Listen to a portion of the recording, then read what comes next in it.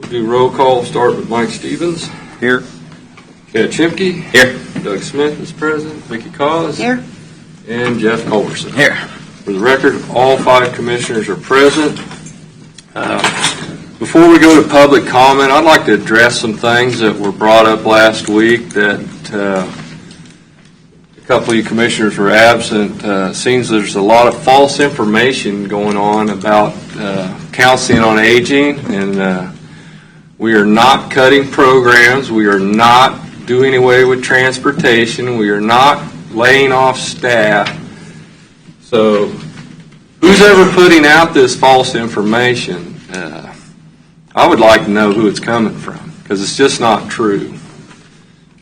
It's actually the opposite. I mean, Well, I know. Like I said, we increased their budget 34% in the last 3 years. Yeah, enhanced their budget. And signed an agreement last week to get them all new vehicles. Yeah, and I think that's what's happened is, you know how the telephone game works, where one person tells one person and they tell one person, and by the time it gets to the last person, it's nothing like it originally was actually spoken. And I think that's what's going on, because we're not cutting anything, we're not changing anything.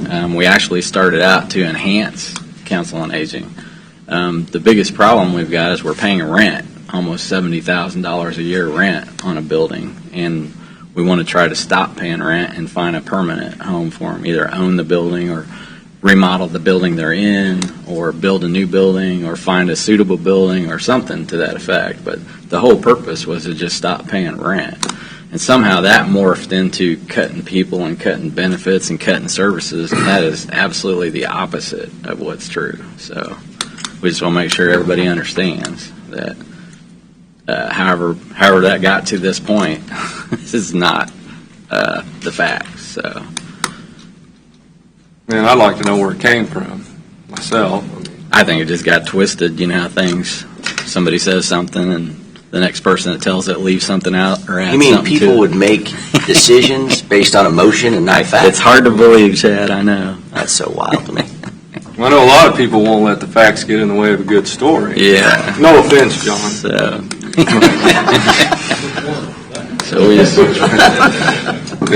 just want to make sure everybody knows that that's the opposite of what is true. Anybody else have anything to add to this while we're talking about it?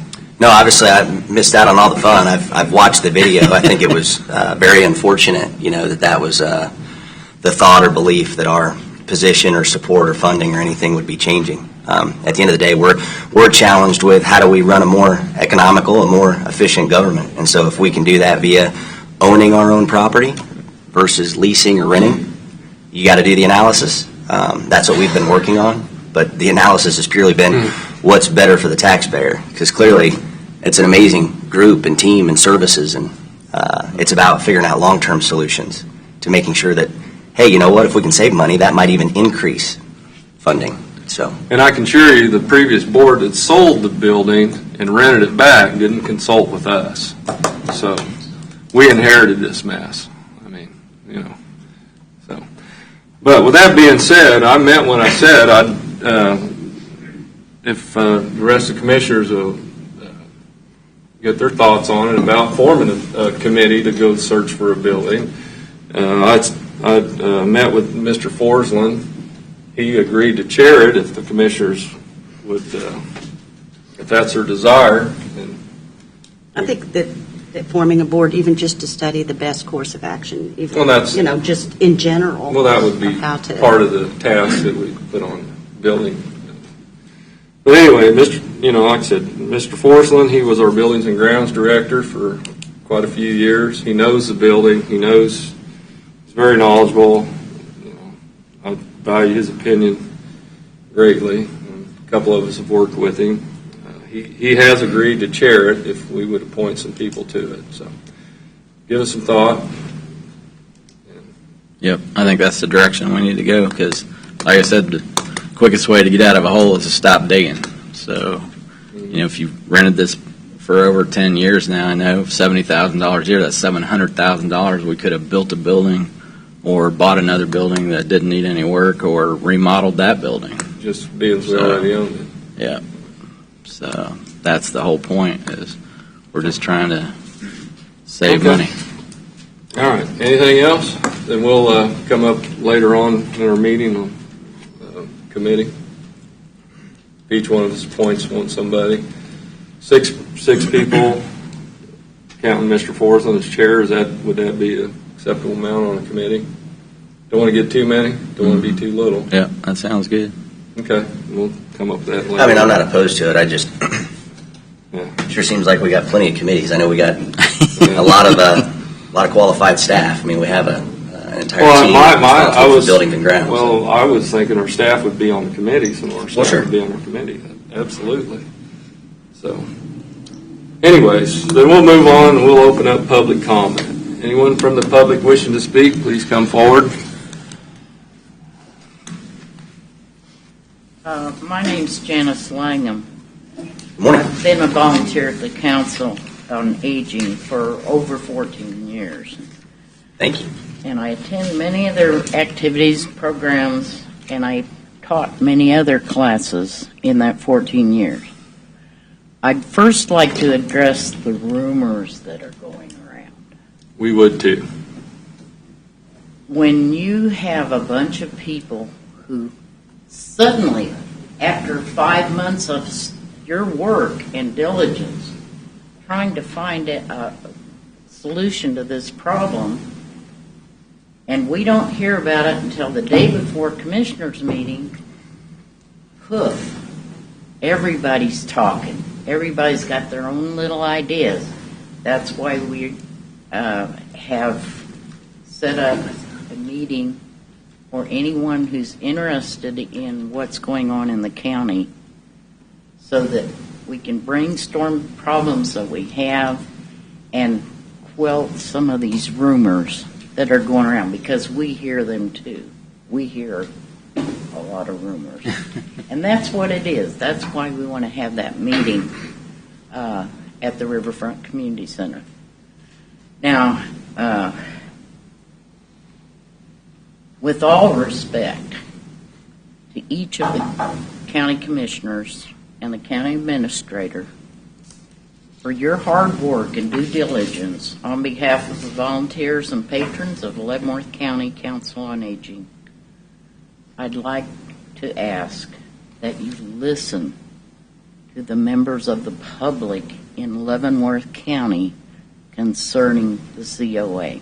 I know that you have an agenda and you have plans and you're trying to get this straightened out, but aside from the rumors, if you would all just listen to the community. You're invited to come to the riverfront if you want to watch what goes on there. We're going to try and explain what we know and then try and solve some of these problems to suggest to you.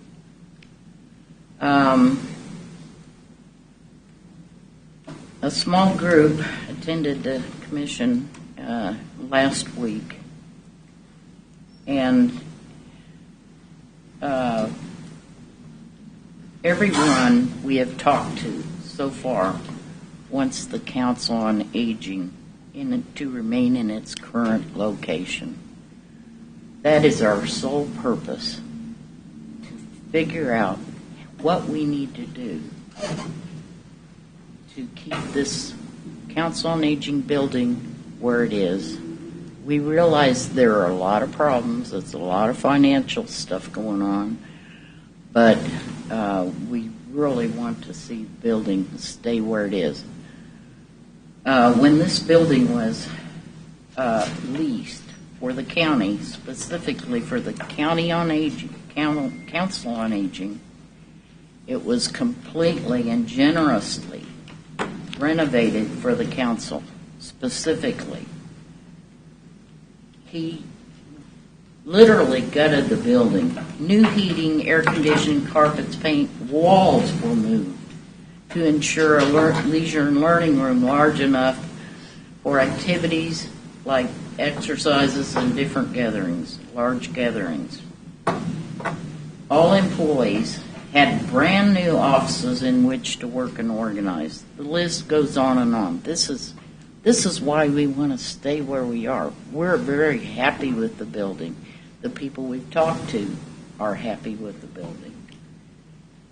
So I would like to invite each of you to the March 18th meeting at the Riverfront Room in Riverfront Community Center to brainstorm for ideas and possible solutions to purchase and repair for the county our current Council on Aging building so that it would revert back to the building. We've talked to Mrs. Molden, who owns the building, a couple of times.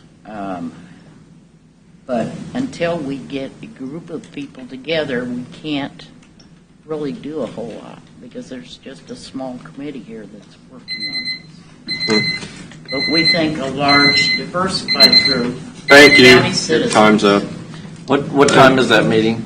Didn't you got a flyer? It's 2 a o'clock. pink 2 o'clock. flyer, March Okay. 18th. But there can only be 2 of us there. I realize Okay. that might be a problem too, but that's Okay. when we're going to have, try and get as many people as possible. All right. Thank Thank you. you. Anyone else from the public wishing to speak?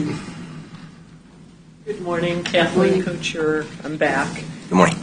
I, too, participate in the Council on Aging activities and do want to stress, we've been there for 10 years. The building is showing signs of age, like those of us who use it, but we really would like to stay there. I'm glad to hear you consider forming a committee. I would urge you to maybe, we're not experts, but include some more people from the county and get some input in their viewpoints on this. I don't know if it would be possible to allow a time frame for this committee to search for a solution to keep us in that building. Maybe we need to fundraise, ask for donations. You know, we want to work together with you guys. But we really, really want to preserve that building for the Council on Aging. Thank you. Okay, Thank you. Anyone else from the public wishing to speak? Good morning, I'm Tim Johnson. I live at 15958 151st Street, which would be the last house that was hit by the tornado this last year. And I'm very glad to say this last week I finally got my repairs done. I want to thank the county. You guys were awesome in helping us clean up and some of the projects and things that you did. I'm a teacher at Baser Linwood High School now. I was in criminal justice field for 31 years, 19 of that working in accounting as an undersheriff, so I have a good idea. Recently, Willie Dove has announced he is seeking a different political office, so I am going to be running for the 38th district. That includes, I think, at least 3 of the commissioners here in the southern part of Leavenworth County. And I just want you to see who I am, and I look forward to meeting with you in the future so I can give you my ideas and thoughts and guarantee you that I'm listening. Thank you. Thank you. Thanks. Thanks, Tim. Anyone else from the public wishing to speak?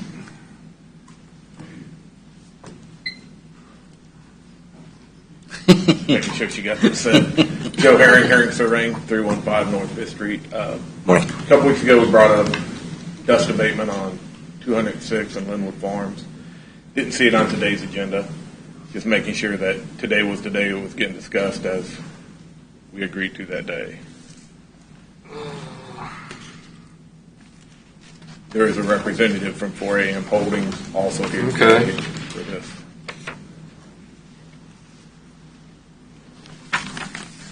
We need to Was amend it our our, agenda. Yeah, it was supposed to be.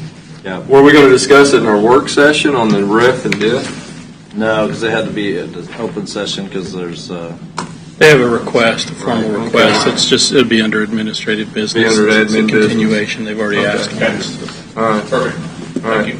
Thank you. Anyone else from the public wishing to speak?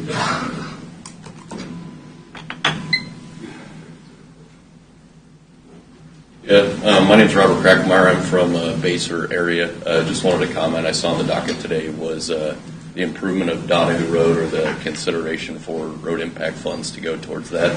That's what I was able to find online. My wife and I own a 40-acre property along that road. We're currently building along there too. It's kind of been a frustrating process, to say the least, kind of moving to the community, not knowing many people resource-wise and everything else like that. But I would like to say, just, you've got some houses along there. We've had a few different people pay building permits towards that and road impact fees. It would be nice to see some of that maybe go back into the road to kind of improve that as well. I know it's currently a minimal maintenance road, and there's lots of issues that stem with that too. But I would really like you guys to consider having some of those road impact fees used to increase that. Not only will there be 3 houses along there getting taxes from that, but also other people using that road and things too, from Falcon Lakes going through there and everything else as well. So I'd like to say thank you guys for considering that, and just wanted to introduce myself and hope you guys can consider it. Okay, thank you. Anyone else wishing to speak from the public?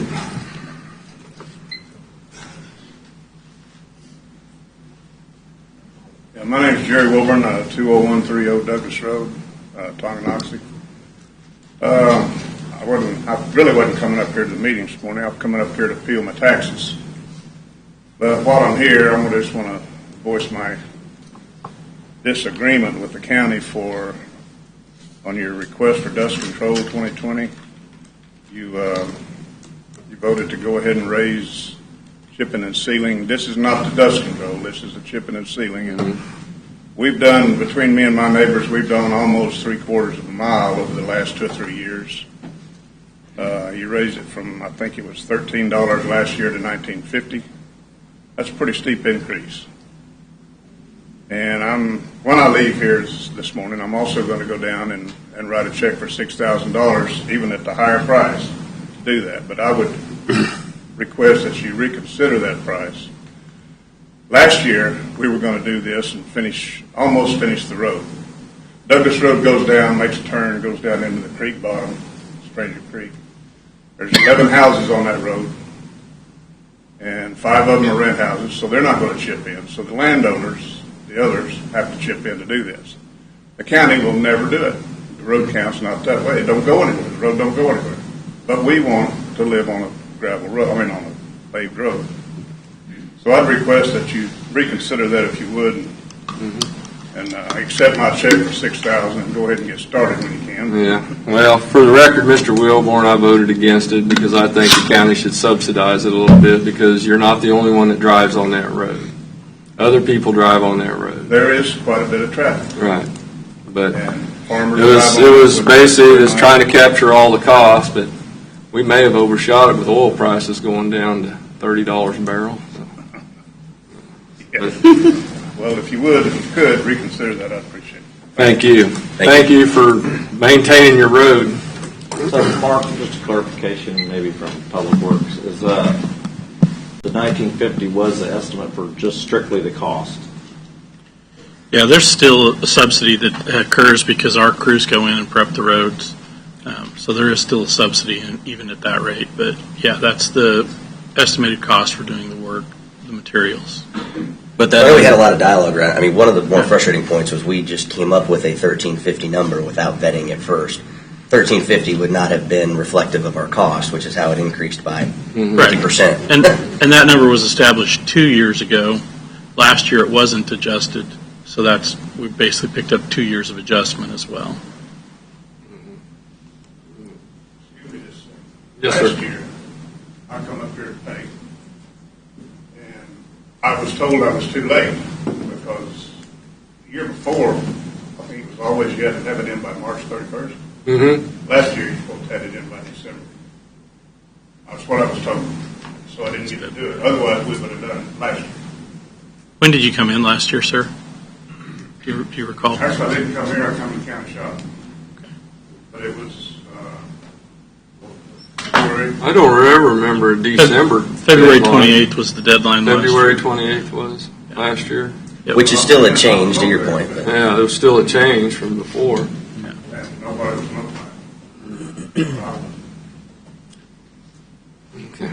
Anyone else from the public wishing to speak?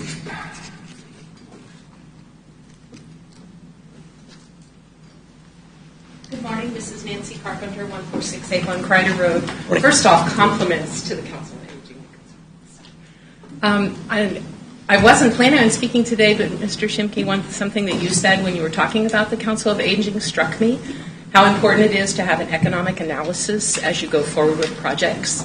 I have yet to see an economic analysis of the Lenape Sand Quarry project. I've asked for it. The citizens are doing our own economic analysis, but we're not seeing anything from the county.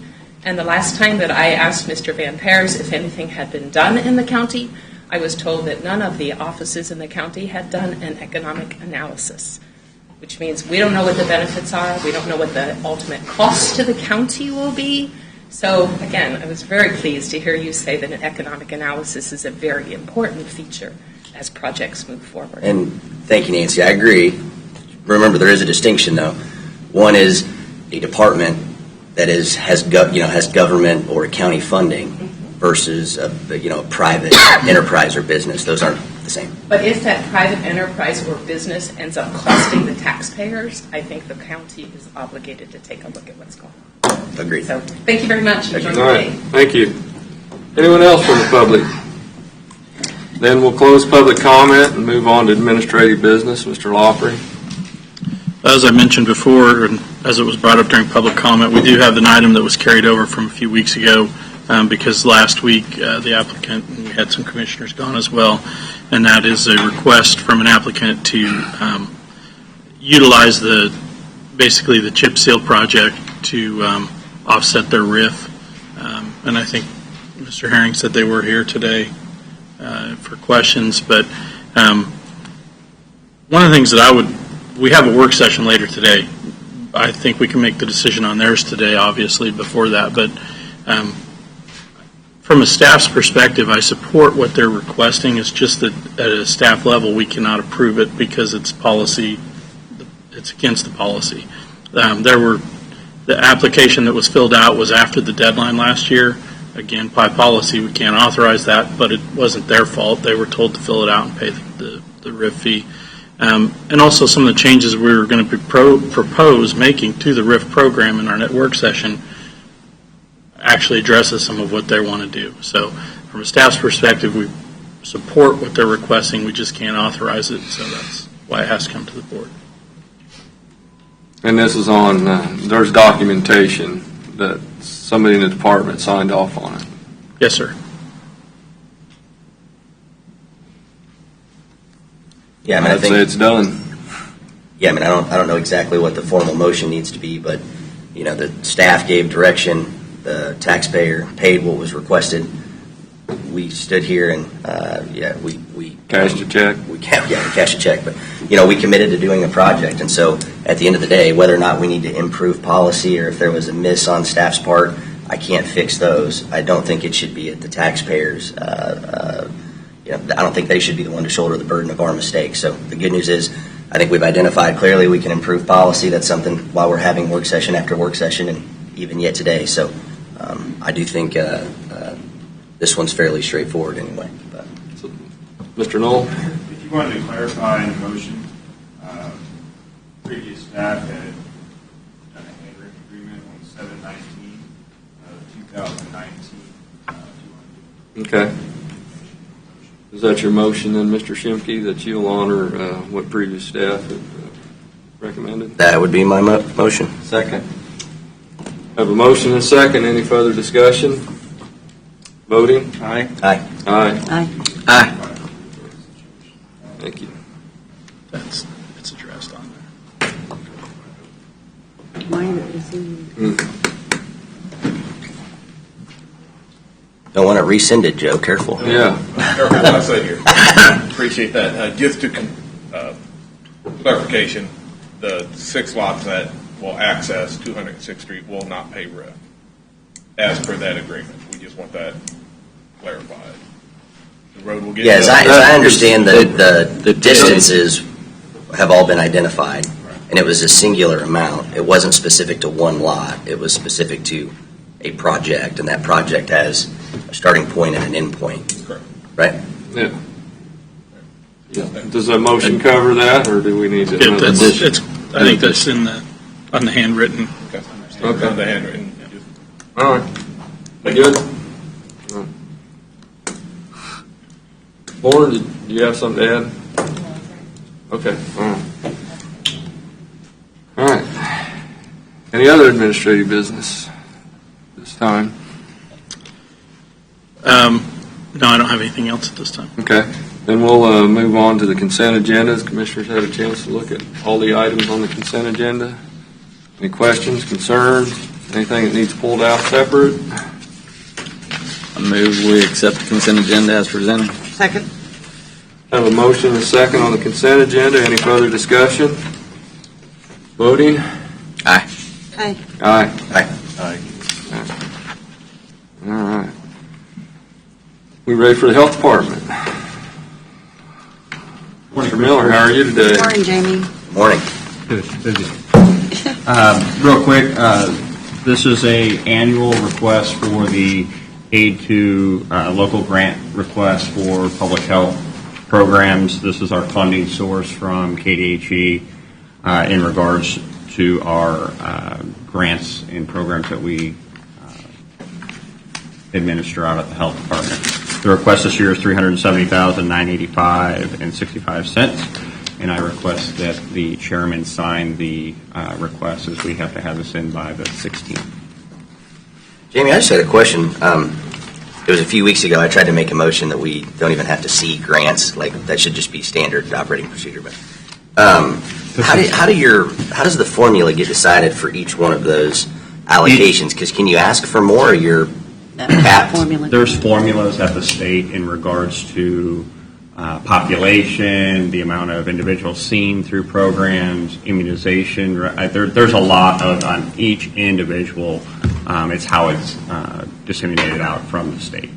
Okay. And there is currently some legislation that's trying to increase some of the aid to local state formula, but realistically, that's going to help some of these smaller communities get a portion of. So we won't necessarily see a large increase to our numbers in these, but we're requesting all of the funding that we can receive out, and how we strategically use that funding out at the health department is some of the things that I changed when I came in to make sure that all the funding is utilized in an appropriate manner so we can get as much as we can.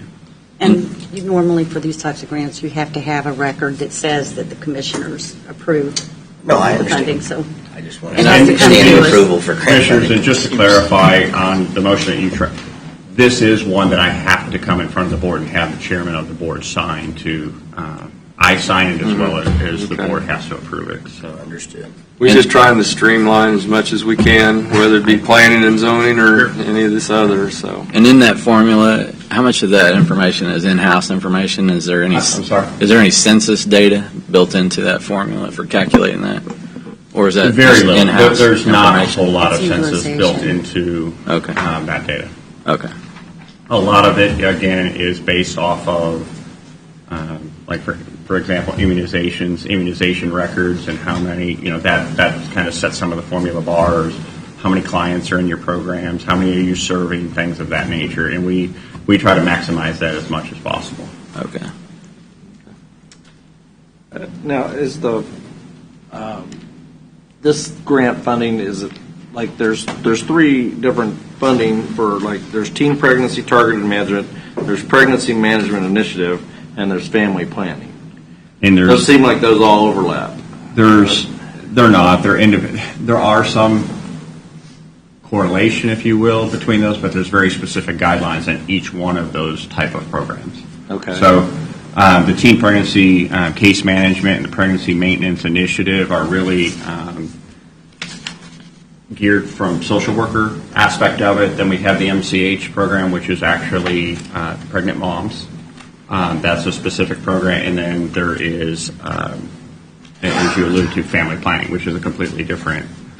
So there's actually 4 out there that are kind of all-encompassing when it comes to pregnancy and maintenance of pregnancy and things, but they are all 4 independent programs on how they're distributed and how they're ran. Okay.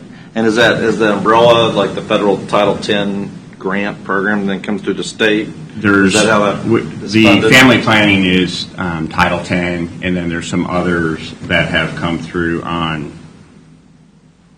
It's very.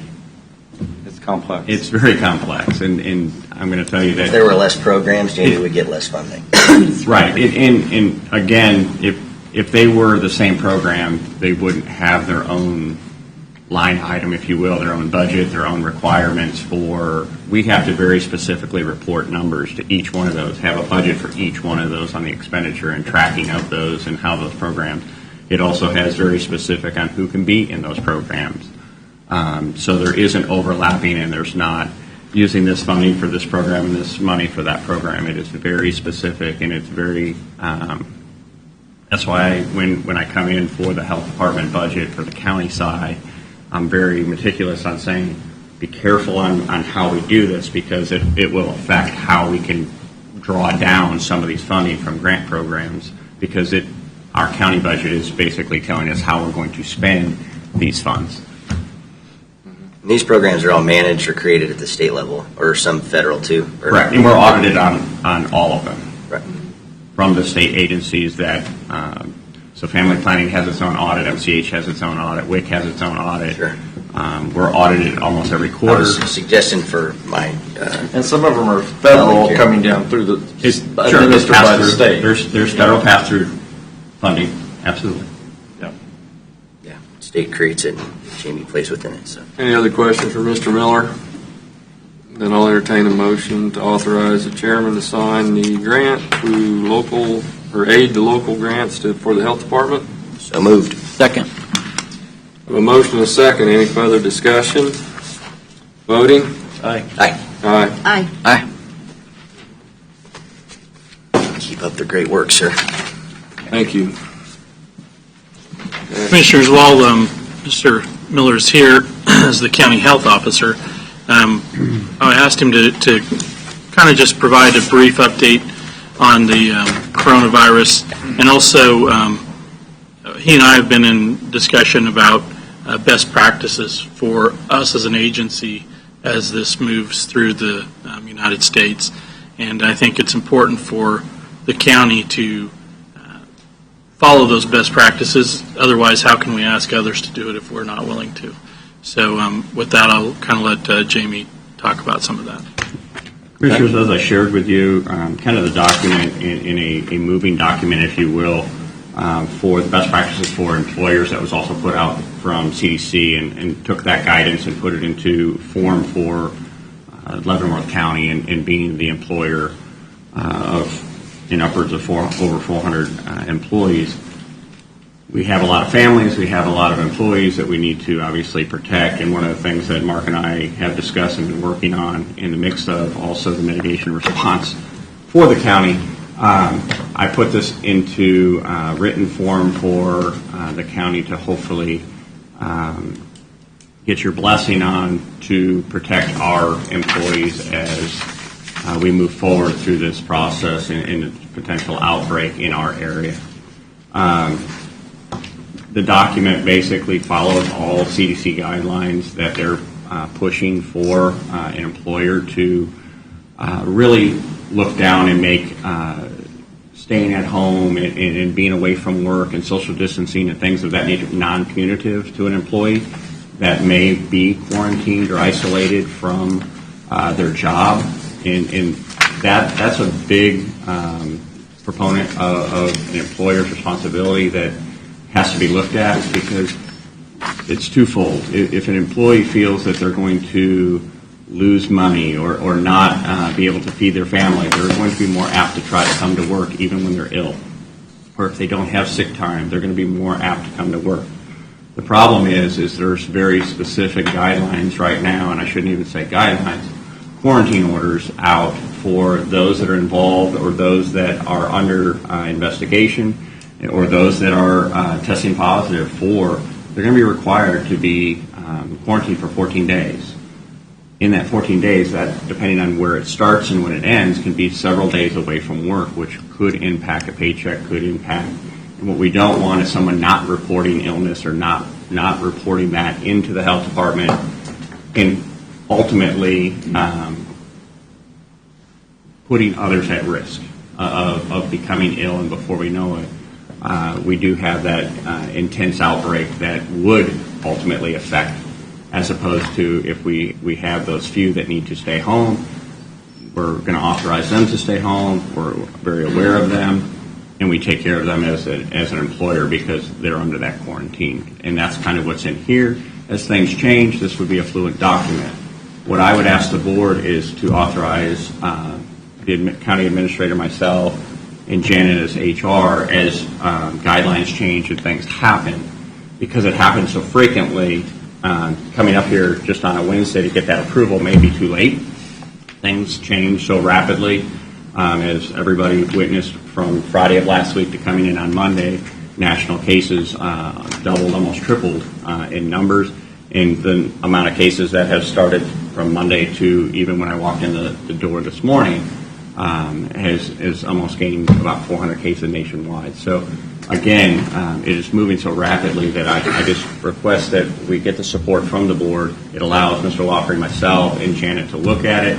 We put into place the best practices to protect our employees within Leavenworth County as we're moving forward. It's also it's not just to protect our employees, but to protect the citizens as well, because we interact on a daily basis with the public.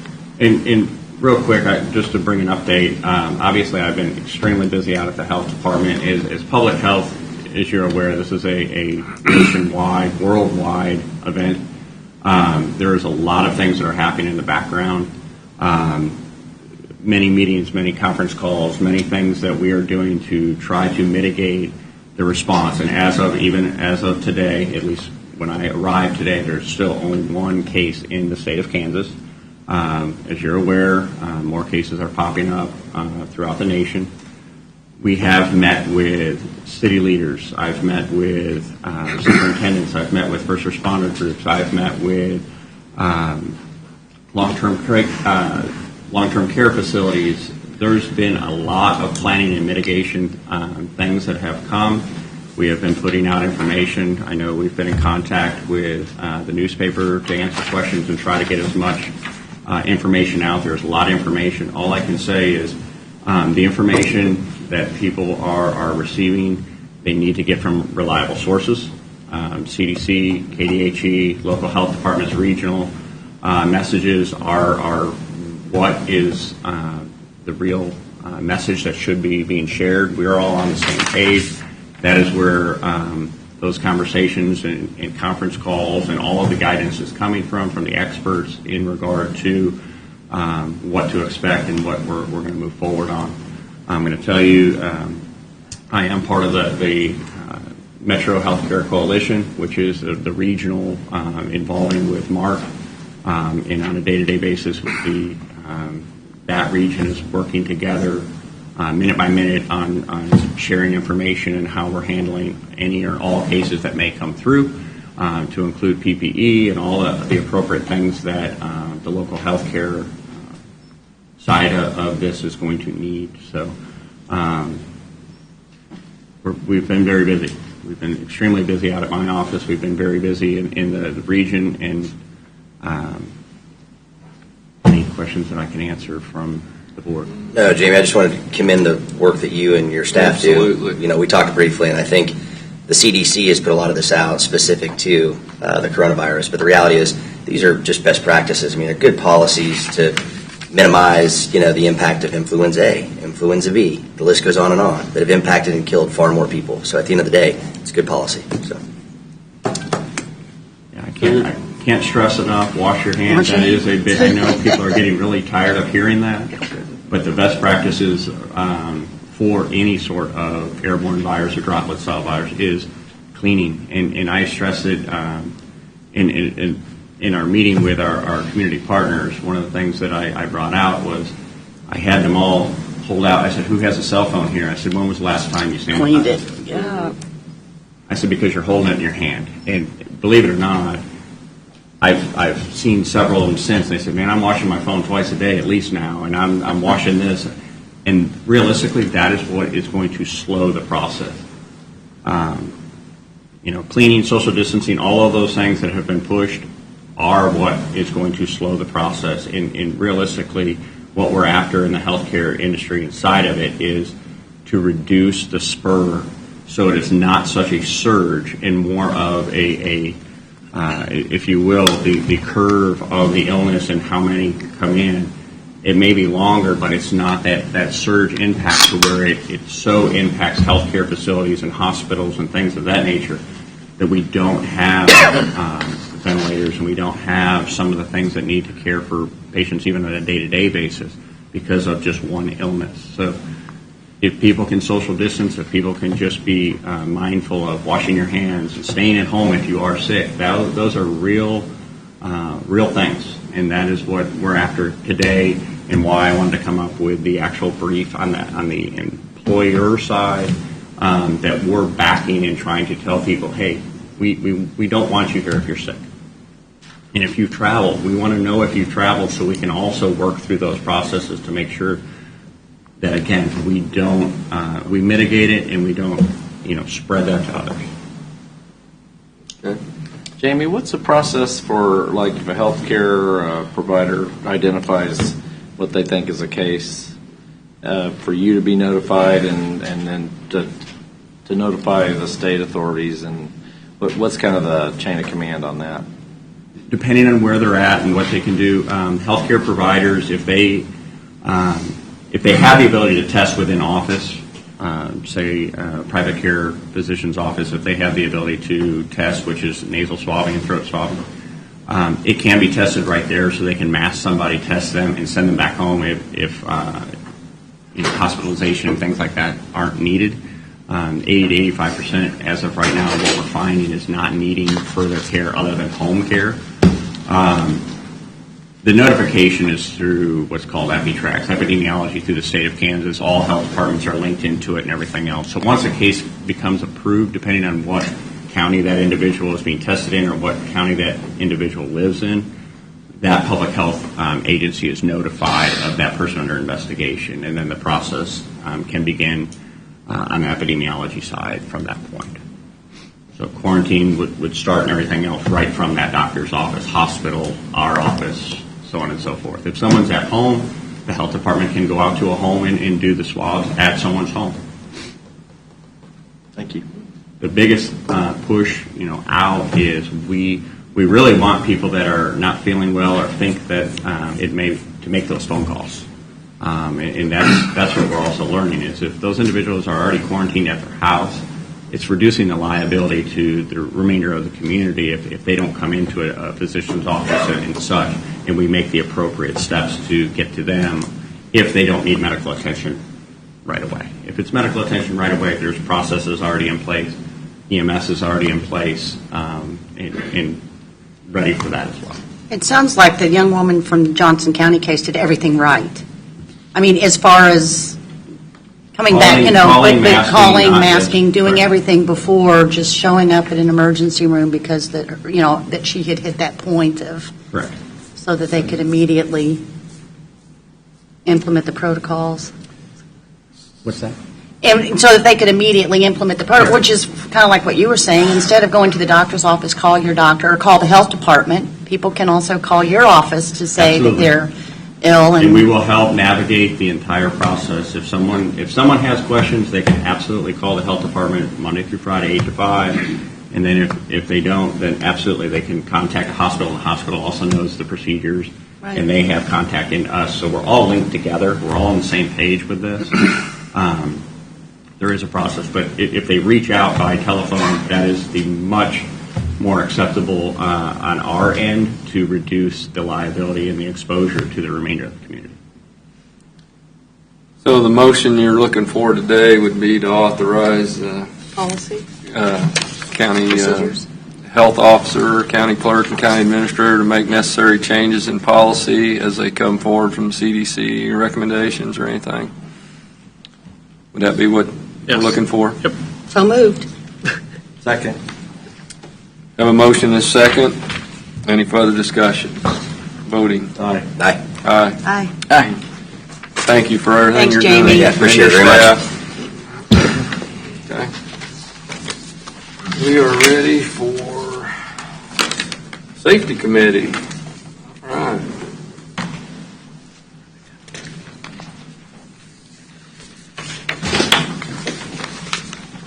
Good morning, Morning. Commissioners. Morning. Stacy and I are here representing the Safety Committee. The goal of the Safety Committee is to promote a positive safety culture. One of the programs we have in place is the Safety Suggestion Program. The committee has received a suggestion to stop allowing parking along 4th Street on the west side of the courthouse. The suggestion was that parking in that area was dangerous. There have been accidents with vehicles pulling back into traffic. Parking along 4th Street generates between 6 and 8 parking spots. The Safety Committee met with Buildings and Grounds, and they said they could create 2 new parking spots on the north side of the courthouse by relocating the trash and the recycling bin. A few more parking spots could be freed up by ensuring that all county vehicles park in designated parking. So we are here just to ask you to consider making a request to the city of Leavenworth to remove that parking.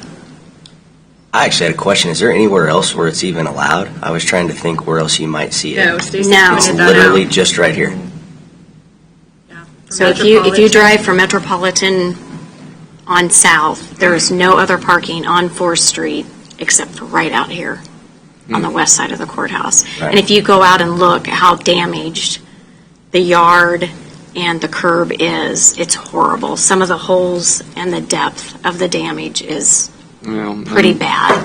just sitting at the stop sign here, you have limited sight distance, especially if there's SUVs parked there. There has been multiple No matter how many accidents. times I think about it, I go that way. I don't go the other way, and I'm sitting there trying to get out in the traffic.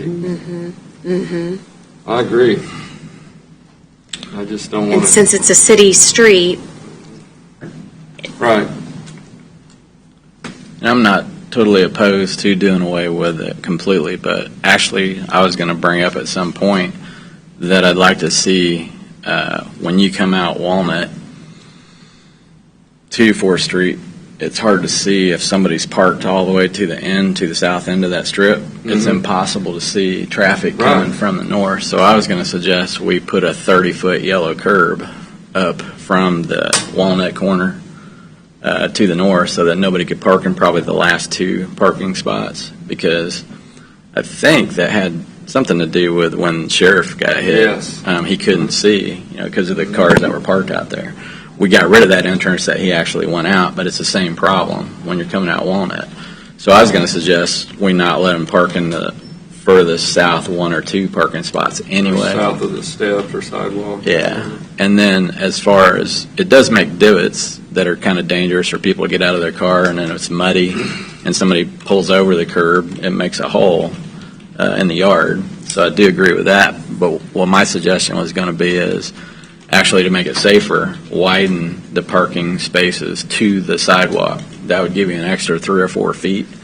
Make the curb the edge of the sidewalk, because I hate to see it go away, because parking on the 30th of every month is a premium around here. I mean, we just spent $100,000 trying to get 20 parking spaces, so getting rid of 8 or 10 is, to me, not really a good idea. But I do agree something needs to be done.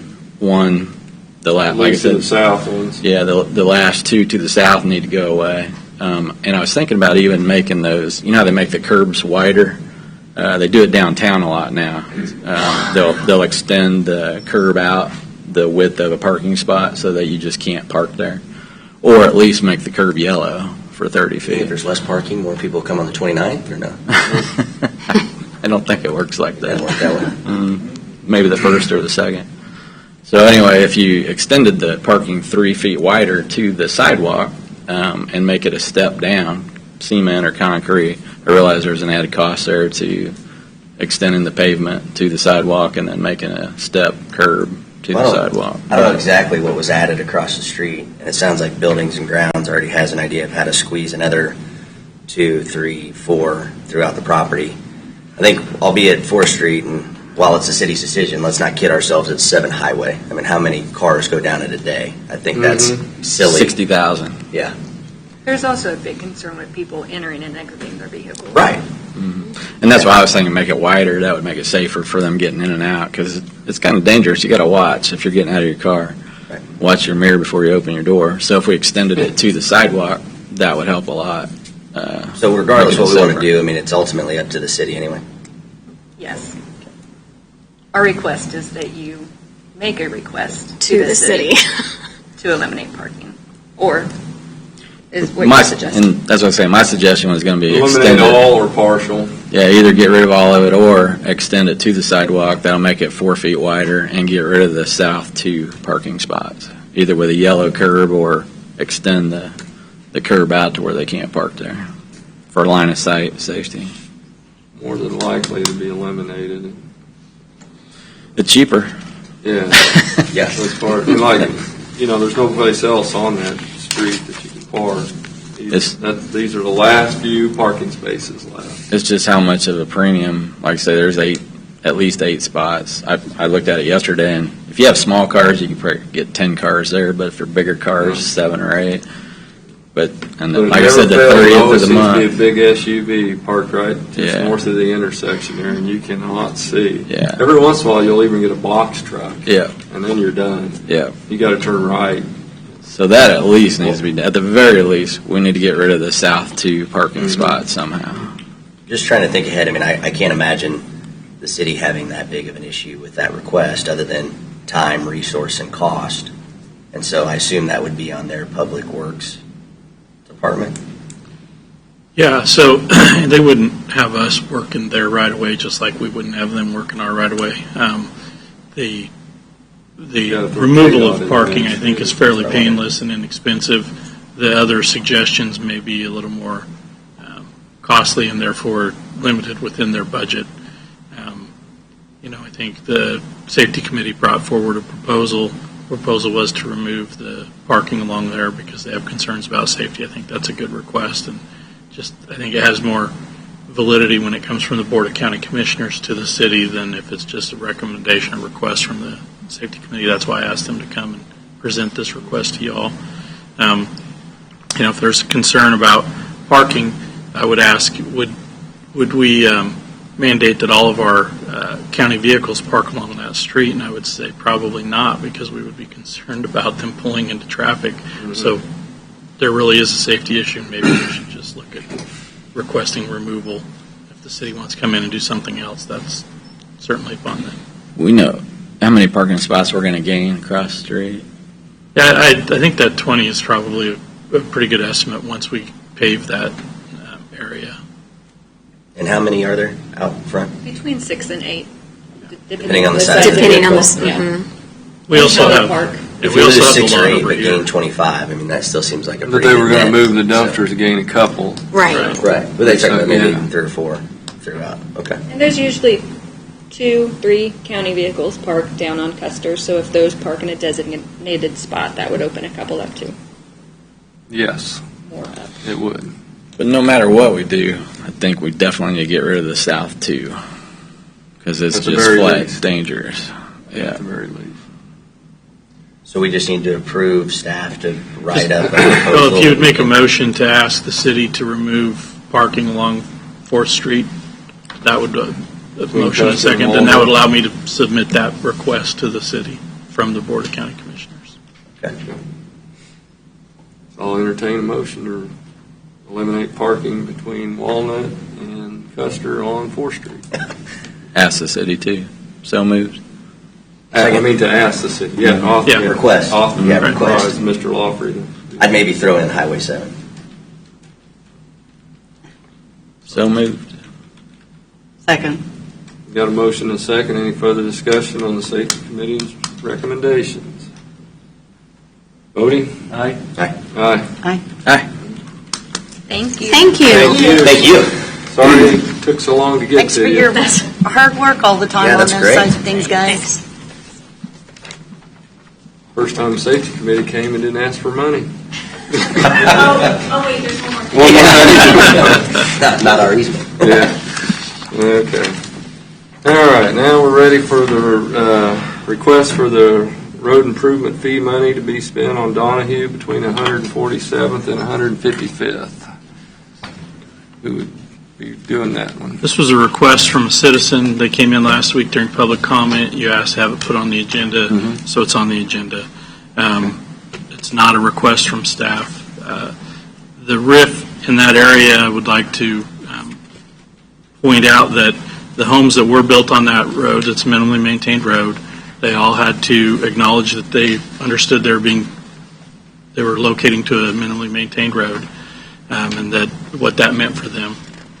The other thing is because of the other projects going on in that area, those RIF funds were committed already to the dust abatement process this year. So if we allow the use of these RIF funds to make improvements on that road, which it would not be paving, it would just be gravel and some shaping, which is temporary at best. If you allow that, then that eats back into what we were budgeting to do for the RIF improvements in that township, in Fairmount Township. And what you know specific, what project that would be? It'd be the dust abatement roads. I mean, I think they're just out, Had to be spent in Fairmount Township. we have several miles of dust abatement projects going on in Fairmount Township this year, so it's just allocated to that to offset that cost. So if you allow these RIFs to be used for improvement on that road, that just means more sales tax is going to have to be used for those dust abatement projects. Mm-hmm. And what was the history on this? The minimum maintenance road to get the building from, what's that? Was that the guy that had the business or the wine? No, that's on Okay. 246. That was Okay. for a business. It's coming up. There are 2 homes and a third one, I think, in construction. So basically, we'll say 3 homes that are being built on there. Okay. When they were issued building permits, they had to acknowledge that it was a minimally maintained road Okay. at that time, and that there was no expectation that the county would maintain it or improve it in any way, shape, or form.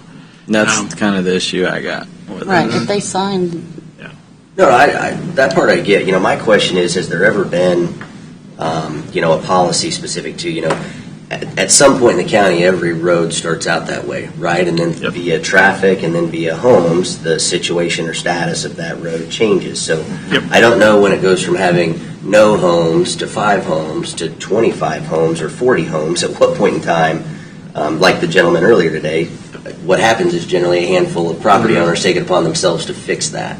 Yeah. But eventually, as more and more people want to build and are building so in the county, this is only the beginning. It's not going to get less. It's going to get more. So I think a policy specific to, can there be some amount of threshold as far as if we're doing, Traffic $3,000 or count. $4,000, Traffic per count, home, isn't it? we hit a minimum threshold over a minimum, number of feet, linear feet. I mean, there's got to be some formula. We can't be the first people to have this problem. Traffic count. I mean, is that kind of what we use a traffic count? They do allow twice a year they can request the county to come in and do some shaping and blading of the road on minimally maintained roads.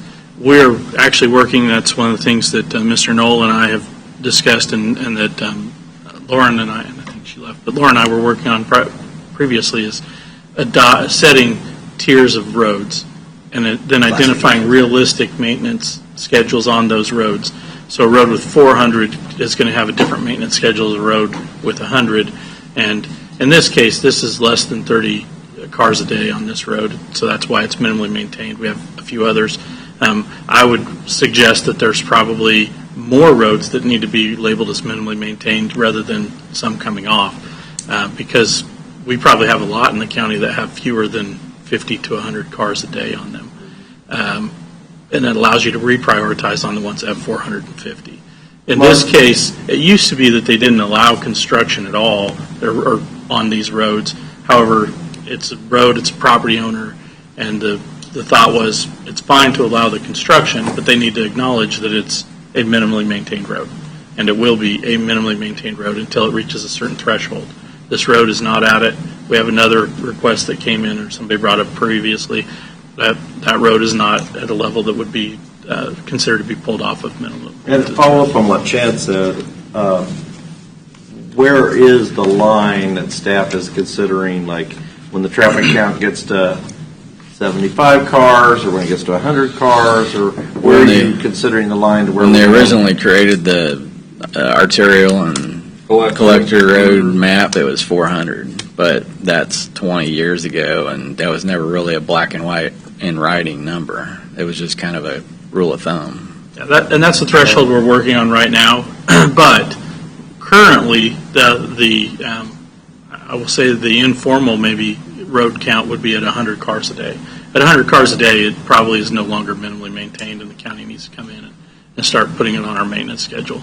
But less than that, understanding the number of miles that we maintain, the amount of money that we collect to maintain those, putting money back into a minimally maintained road is a very low return on our investment. How up to date is our traffic counts? Like if we were going to look at our 765 miles of road.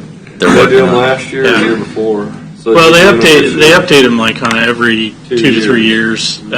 However, some of the counts, some of our equipment was identified that it was having issues.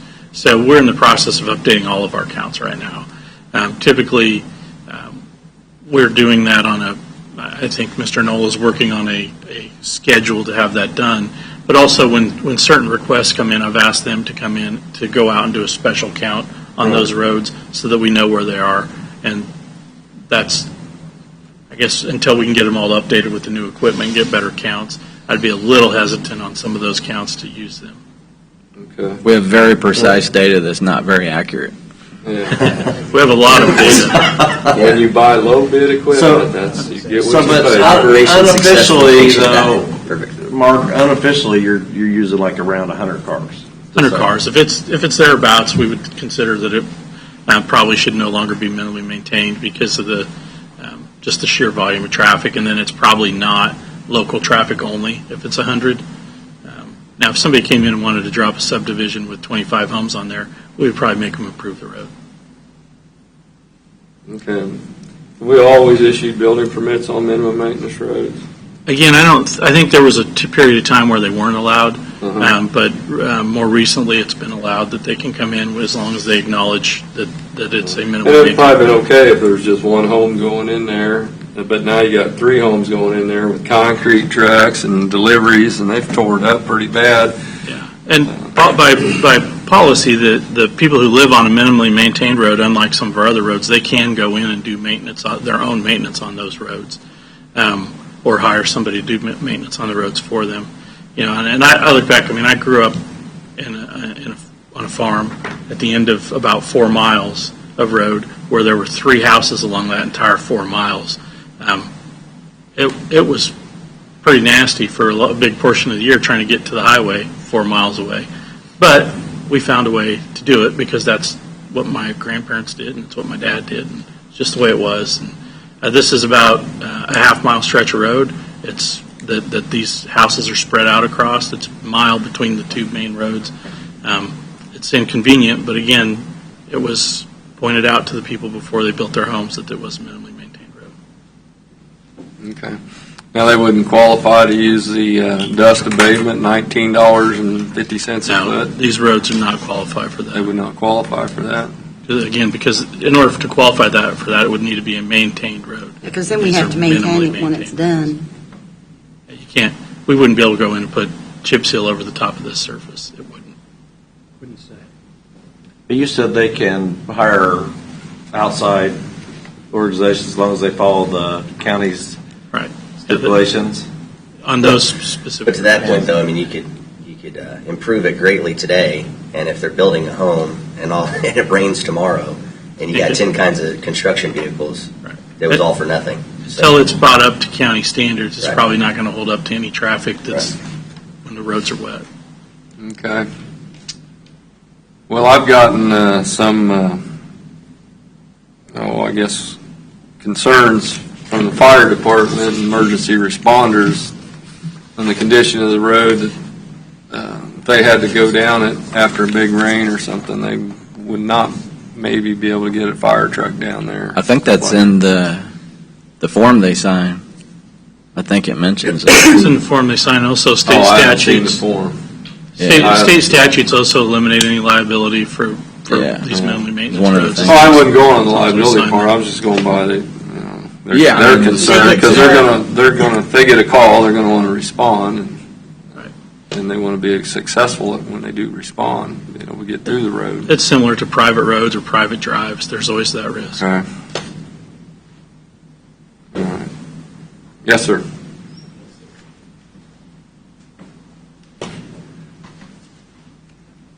Well, it's not public comment time right now, so thank you for hearing me out. really, I think just kind of the frustrating part of it is, my story was I started my entrance permit back in February of 2019, and it seemed like the process was delayed a lot until we kind of got to that point of signing those things to get the building permits done and all that stuff too. So when I say it's frustrating, that's probably putting a lower, I'm probably not stressing it enough how frustrating it was. I'm just looking, with 3 homes, we've put in a road impact fee for each one of those building processes. Once I get out there, I grew up in small town America too. I'm going to have a tractor, I'm going to have a blade. I'm all for helping maintain the road. I'm a reasonable person type thing.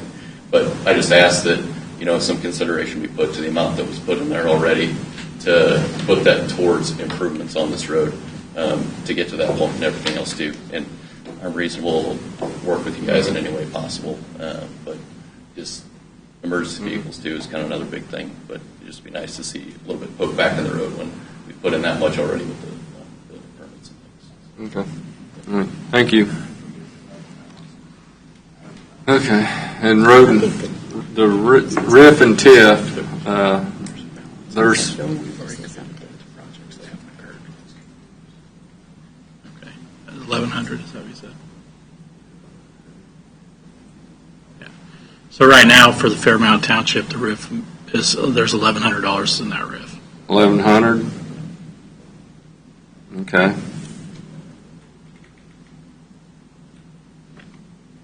And the RIF, the way it's defined is it has to be spent in the township. In the township. To benefit everyone. I think it actually calls out that it will not necessarily be spent on the road that it's collected on. It just has to be spent within And the traffic impact fee is, what can it be spent on? The TIFs were designated for more of an arterial projects, so major improvements on an arterial road. But does the TIF have to be spent in the township, or can it be spent anywhere? Yes, it's spent in the township as well.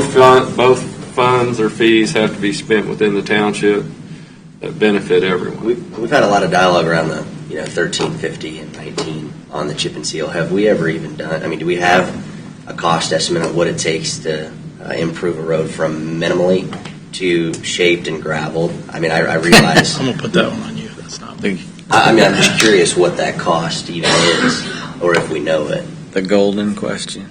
Well, it's going to vary from each road. Yeah. I mean, you're going to have drainage structures. You're going to have how wide is it? Right, but you're doing. I mean, it's taking it from minimally to shaped and gravel is a far lesser effort than. Okay.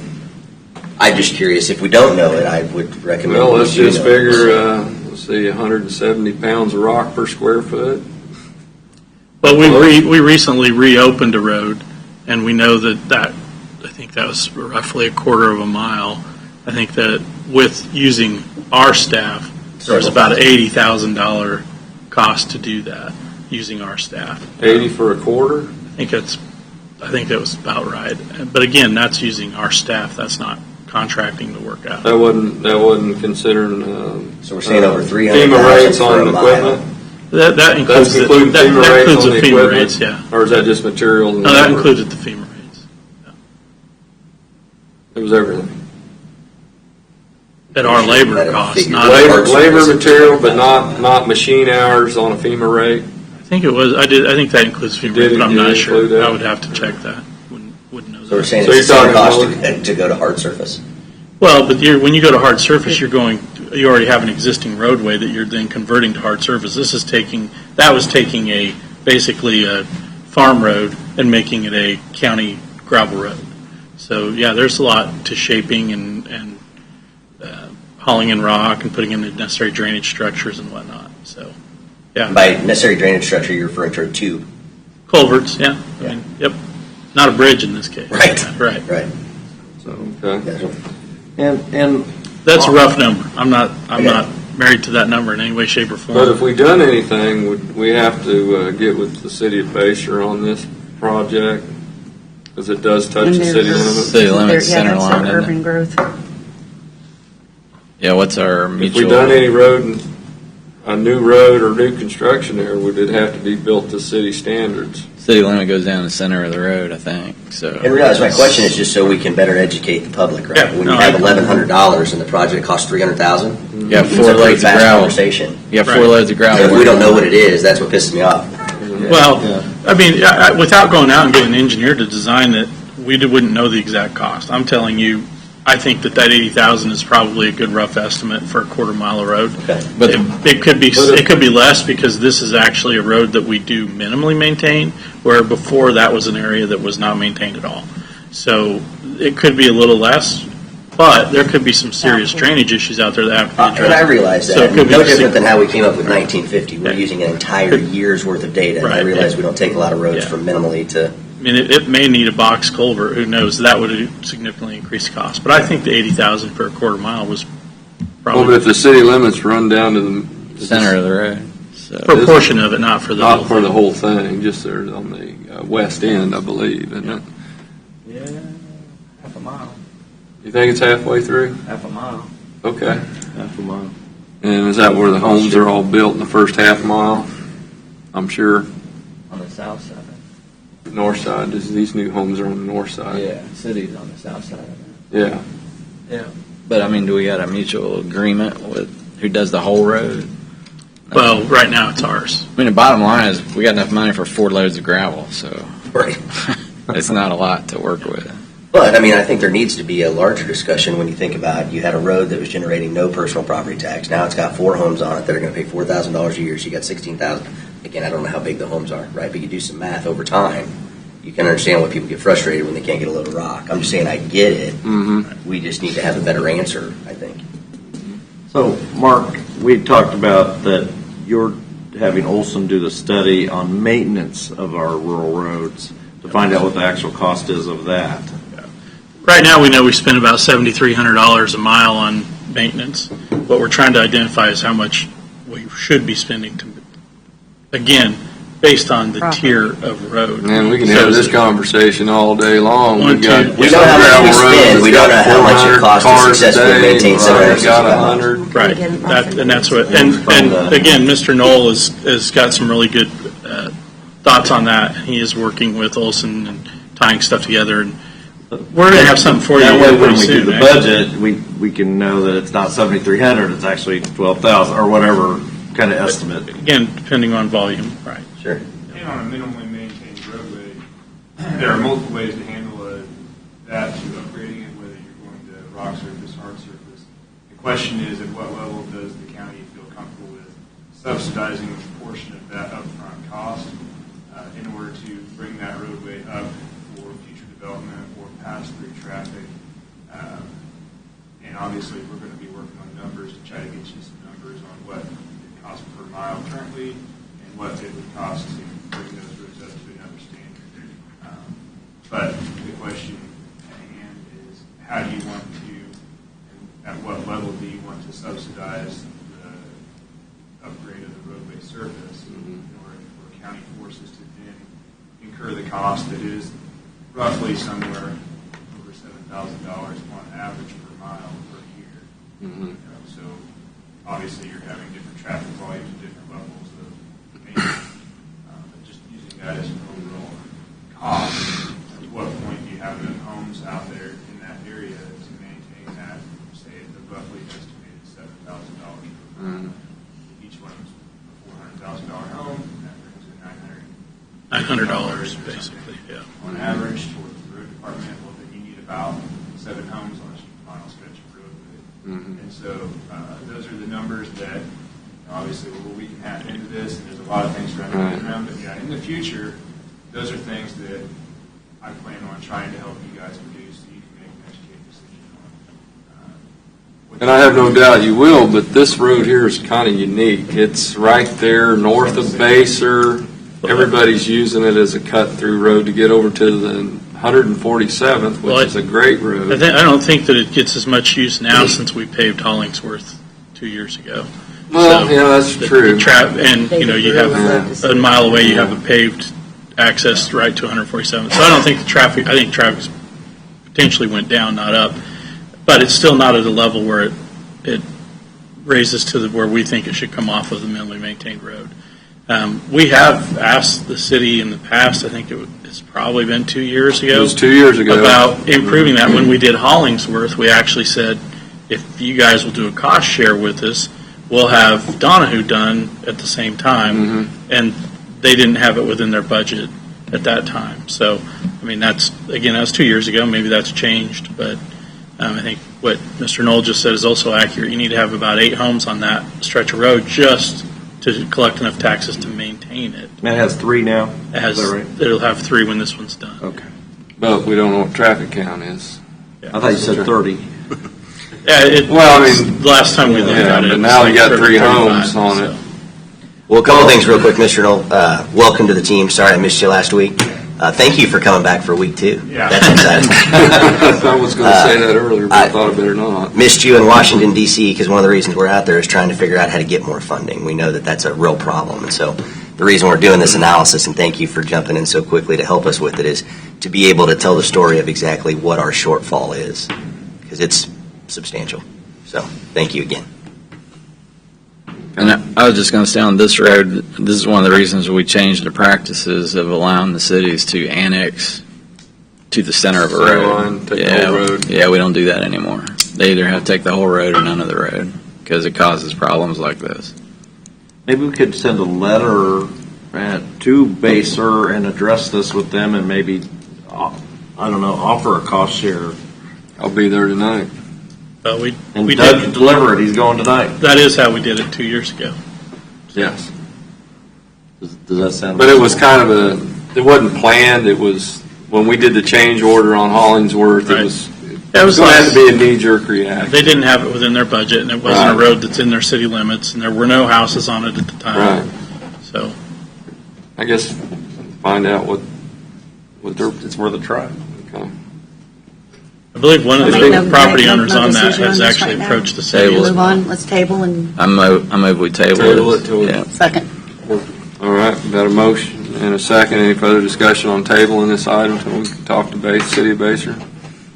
Voting? Aye. Aye. Aye. Aye. Aye. What's our other one? Today. The Port Authority Agreement. Oh, boy, that's Mr. Van Paris's.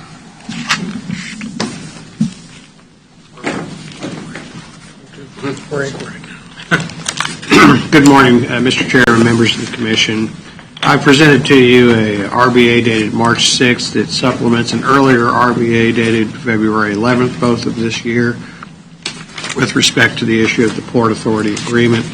You may recall that prior to this date, you approved an amended agreement regarding the Port Authority, forwarded that to the city. The city responded by making an amendment and sending it back to you for your consideration.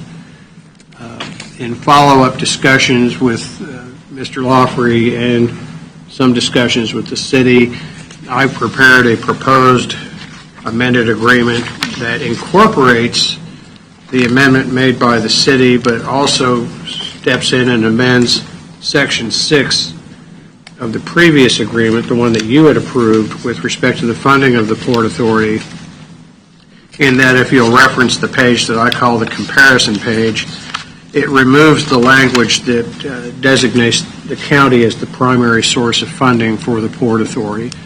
It removes that language altogether, and in essence, the funding provisions of the agreement are similar to the the current existing agreement, in that it merely states the Port Authority may apply for and receive funds from the cities of the county, and various other agencies. My purpose in making or suggesting that amendment is the amendment that was made by the city removed the provision whereby either the city or the county could move towards a dissolution of the Port Authority and the division of assets. The city is proposing that the amendment be changed to read that any agreement with respect to dissolution would have to be made jointly by the parties together. That does have some impact with respect to your control or the city's control over, I'll term it, its investment in the Port Authority, in that in the absence of dissolution, those investments remain vested with the Port Authority, And in looking forward to, I'll call it worst-case scenarios or unfortunate scenarios, which I think is a prudent thing to do, if the Port Authority were to become, for whatever reason, moribund, that is inactive, you could face a situation where several millions of dollars of taxpayer money collected and distributed by yourself or the other cities of the county would basically be idle and producing nothing.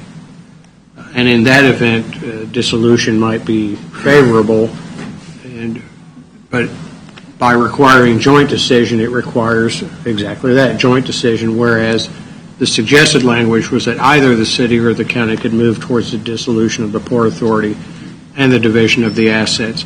There did not seem to be any concern or dispute with respect to the proposed formula for the dissolution and the division of assets, merely that it only could be triggered by a joint decision.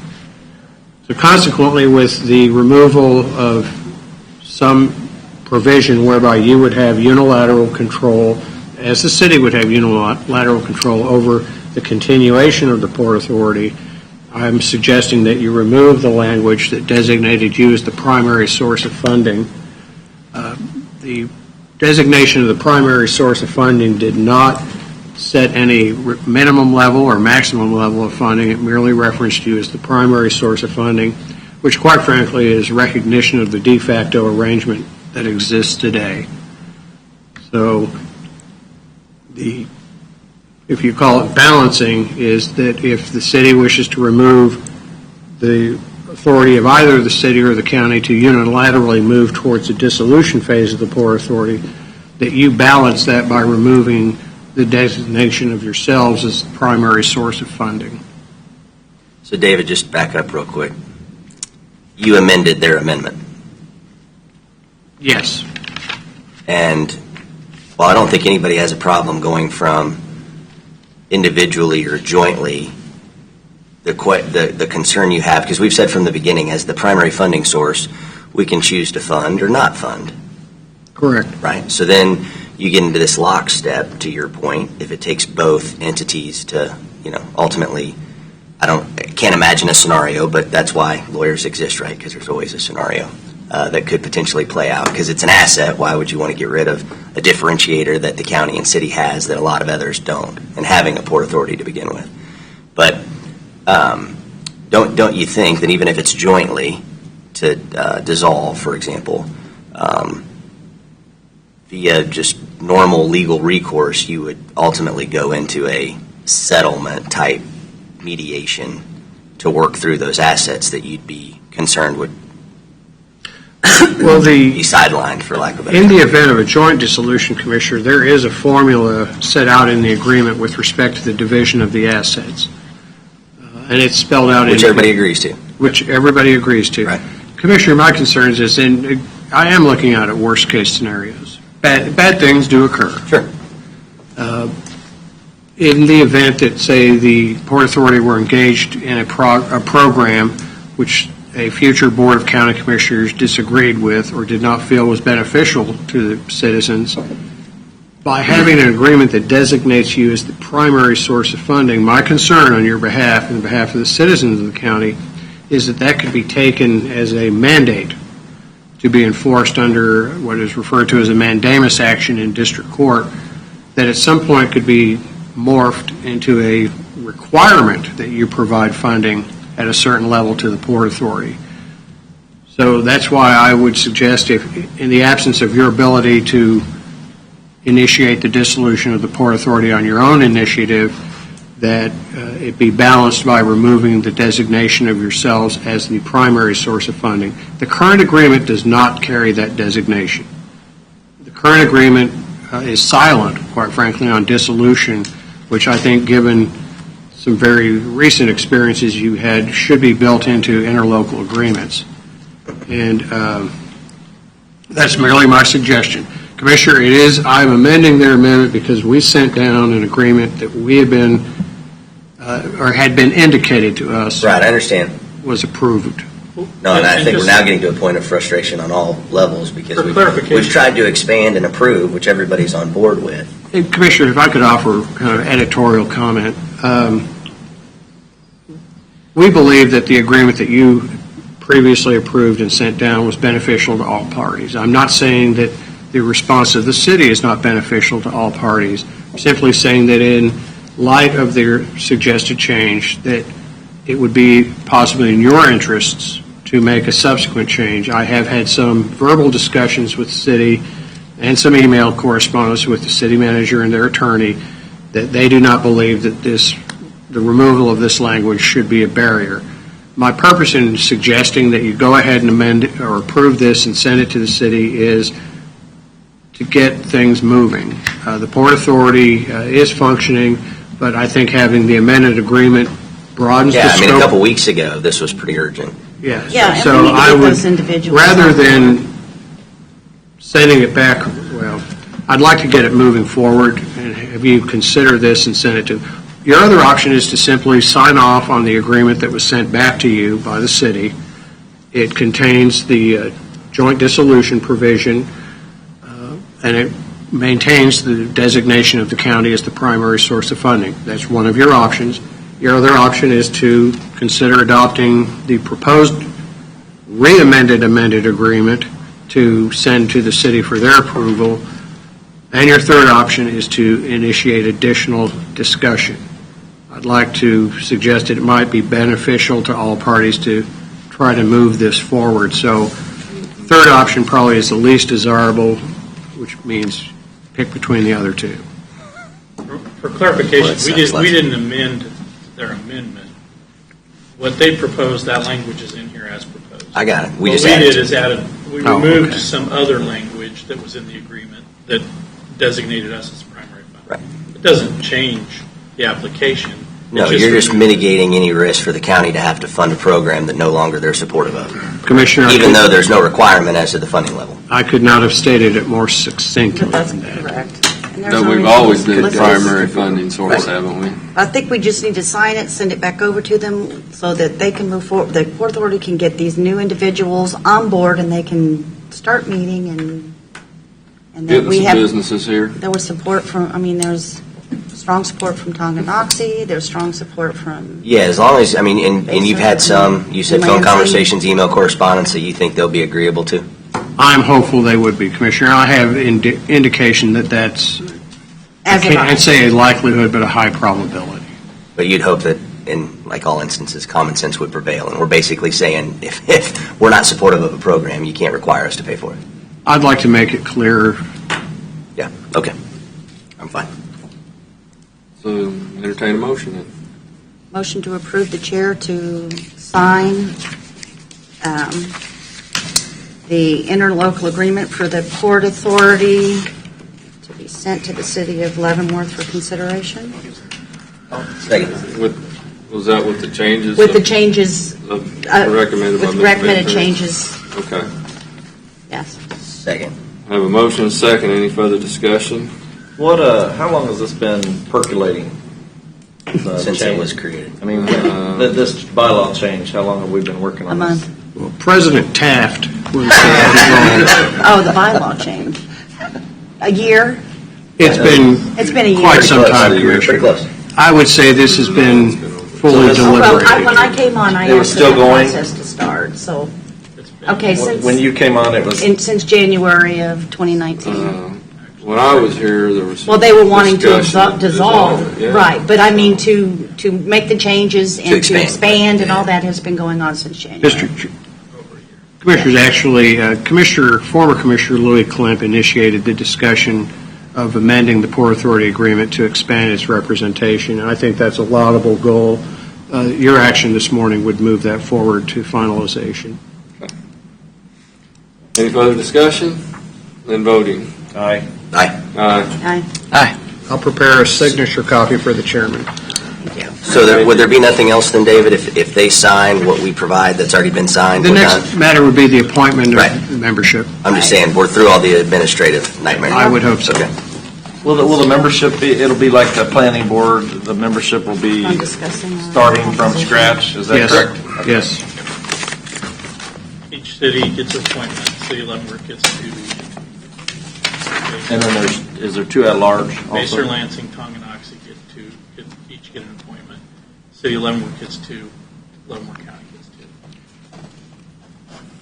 And Mr. Chairman, members of the commission, I'm hopeful that no one misconstrued any of my comments. The city of Leavenworth has been very supportive of improving the Port Authority. Right. And I would like to compliment their staff on their willingness to work with us on trying to move it towards that goal. Well, I know the Port Authority board itself is ready, so. Yep. Yeah. Okay. All right. Thank you, Ready David. for the public hearing guidelines?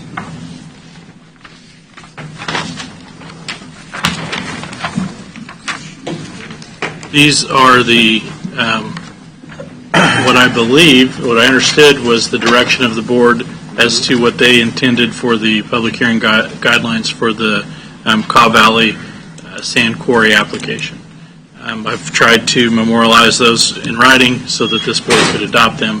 Obviously, if you have anything that you see in here that isn't exactly what you thought it should be, let me know. We can amend that, or if you'd like other language added, we could do that as well. I had one question. We had visited about if, like, for example, if one party had an attorney that wanted to speak for 10 minutes or so, if that would be allocated against the time of the proponents or opponents. So to give them 10 minutes, you're saying they'd have to have at They'd have least 2 hours and 10 3.3. Well, no, it would take away from their 2 hours. Right, Yeah. yes. Absolutely. But we don't really have it specified in there if they want to have their representative be allowed more than, like, say they're allowed 10 minutes instead of the 3. I think that Would if have it was to be legal counsel. 3.5 but people.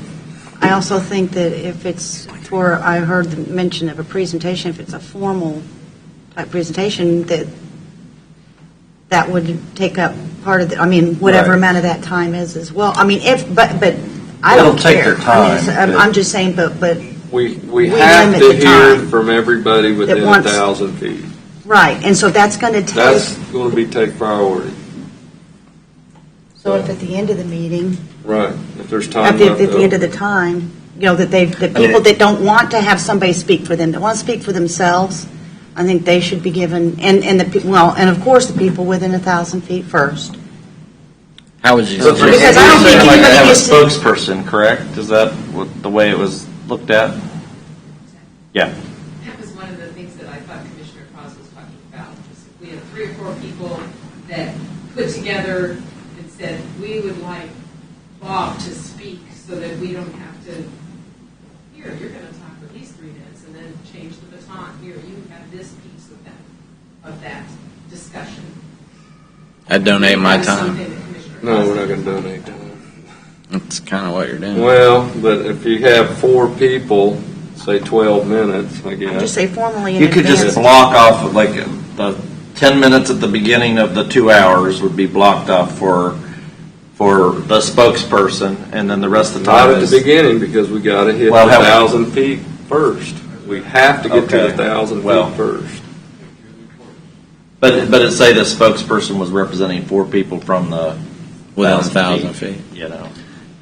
I'm not opposed to it, just it starts to get real complicated, because what if only one person of the 4 or 5 is within the 1,000 feet? Yeah, that's And then what I you're was taking trying to time figure out. away from the other parcel owners in the 1,000 feet. Yeah. Well, It's not that black. What and white. about, because we've said that anybody within a household is allowed to speak, so what if 3 people are in the same house and yield their time? That's one house getting 12 minutes, and that means 2 other homes don't get a chance to speak at all as well. We don't allow that in our normal public comment. That's why I didn't include it in this public comment, but it is definitely something we can add if the board decides they would like to.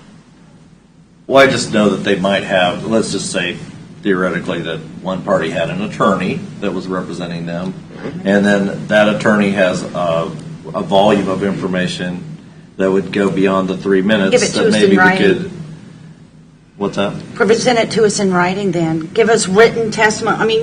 That's the thing that that seems to just kind of, people seem to think that somehow it's going to be more impactful for somebody to have 5 minutes or whatever, but to get something to look down and read and to consider is equally as important, if not more so, especially in establishing a record and being very specific in what someone is trying to say. rather than someone who is standing up, possibly nervous. I mean, some people are used to it, others aren't.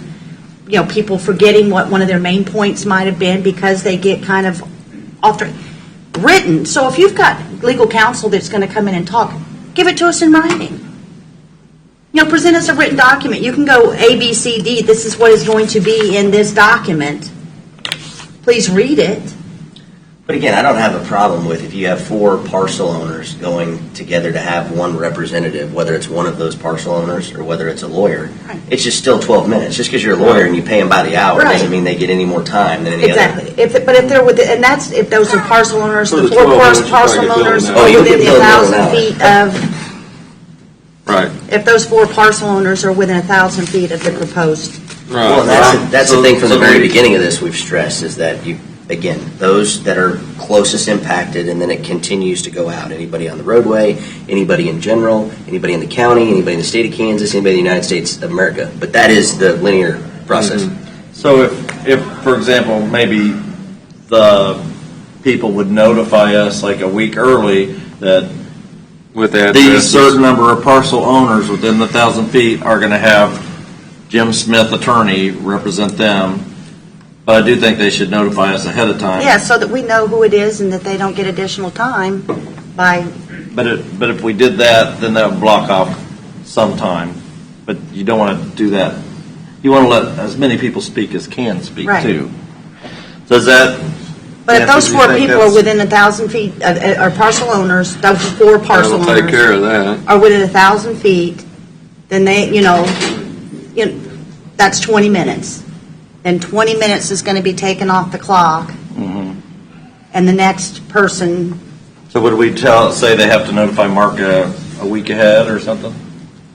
somebody needs to notify someone. We So need we to can know know the addresses. the addresses to confirm that this is an individual, or these are individuals, and they need to sign, they need to sign something that lets us know that they are wanting this person to speak for them, and that they're within, and that we need the documentation that they're within 1,000 feet of it. I'm kind of curious what the validation process is going to look like to begin with. I mean, we've had some people say that they're within that impacted area, but somehow, we're missed on a notice or we're not included. There's others Jeff that, sitting there looking at the address. we had people from the northern part of the county speak, before, and it's like, yeah, while I want to hear from everybody, I need to hear from those closest first, so. Mm-hmm. And I think that if we're going to have somebody that has an attorney or that's going to speak as a group thing, I think it just, for that a purpose, it just needs to be the people that are within 1,000 feet to share their time. If they choose That's to. reasonable, I think. Yeah. Because Spokesperson. I don't, A spokesperson I don't, within I don't 1,000 figure the other people are going to hire attorneys. But it's possible. By There's rule, a lot of attorneys we out there. require with a public hearing that they sign up in advance. I mean, I know they do when you go to Topeka, but No. you can do that for this. Whatever we do, this is going to have to be from going forward, especially. So I think any of them. what you could do then is make it as part of these, that you could make it a requirement that anybody wishing to speak notify the county by a certain date, and then we could validate their address by that as well. But then if you're not on that list and you show up that night, you don't speak. It's kind of like when you go to Topeka, you have to Submit written testimony. John. Yeah, so when you go to Topeka, you have to notify them in advance you're going to be there to speak. And then with that person could say, I'm going to speak and I will be representing these 4 people. We can validate their addresses, and then when we run out of time slots, it's going to have to be a first come, first serve until.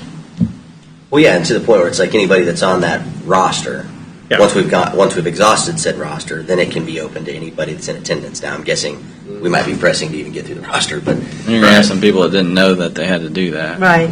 Well, we'll have some people that don't know that these rules are in play at all, and that's the challenge. So, but that to me is the only way you're going to, in advance, validate who's coming to speak. well, couldn't we? I mean, again, given the sensitivity to it, couldn't we create these rules or wherever that roster or whatever that process is going to be, and mail it out to those Well, we know. 17 or 40 or whatever? We know Planning and zoning has the names There's and 80 addresses addresses, there's of those 20-some in the individuals. 1,000 feet. And that they restaurant sign around. in. Right. Yeah. So we can, we can track that. It just becomes more problematic when I'm giving you my time and am I in That's the what I'm 1,000 saying, is feet? those, anyone wanting to I'm pull just saying, I their don't want time anybody in that needs 100 to. to not know. It'd be very easy to put a notice out to that number of people.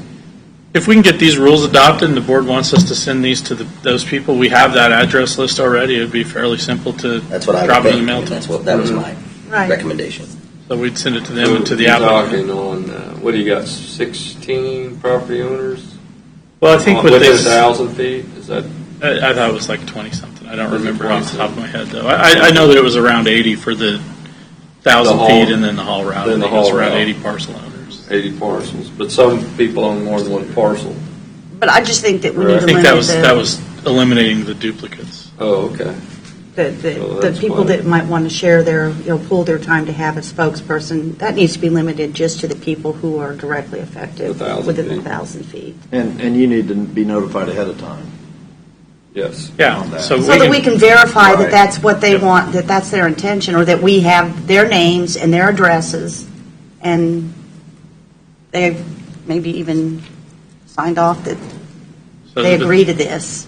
there So were- can we put a deadline, say the week before, Yeah. that it had to be submitted, so that way we could recognize who actually followed said process and is on the roster? And Yep, we can do that. So also then, would you want something in there that says it's first come, first served, so whoever gets their information in soonest is put on the list, and we'll start and work down that list until time expires that night. Oh, that night.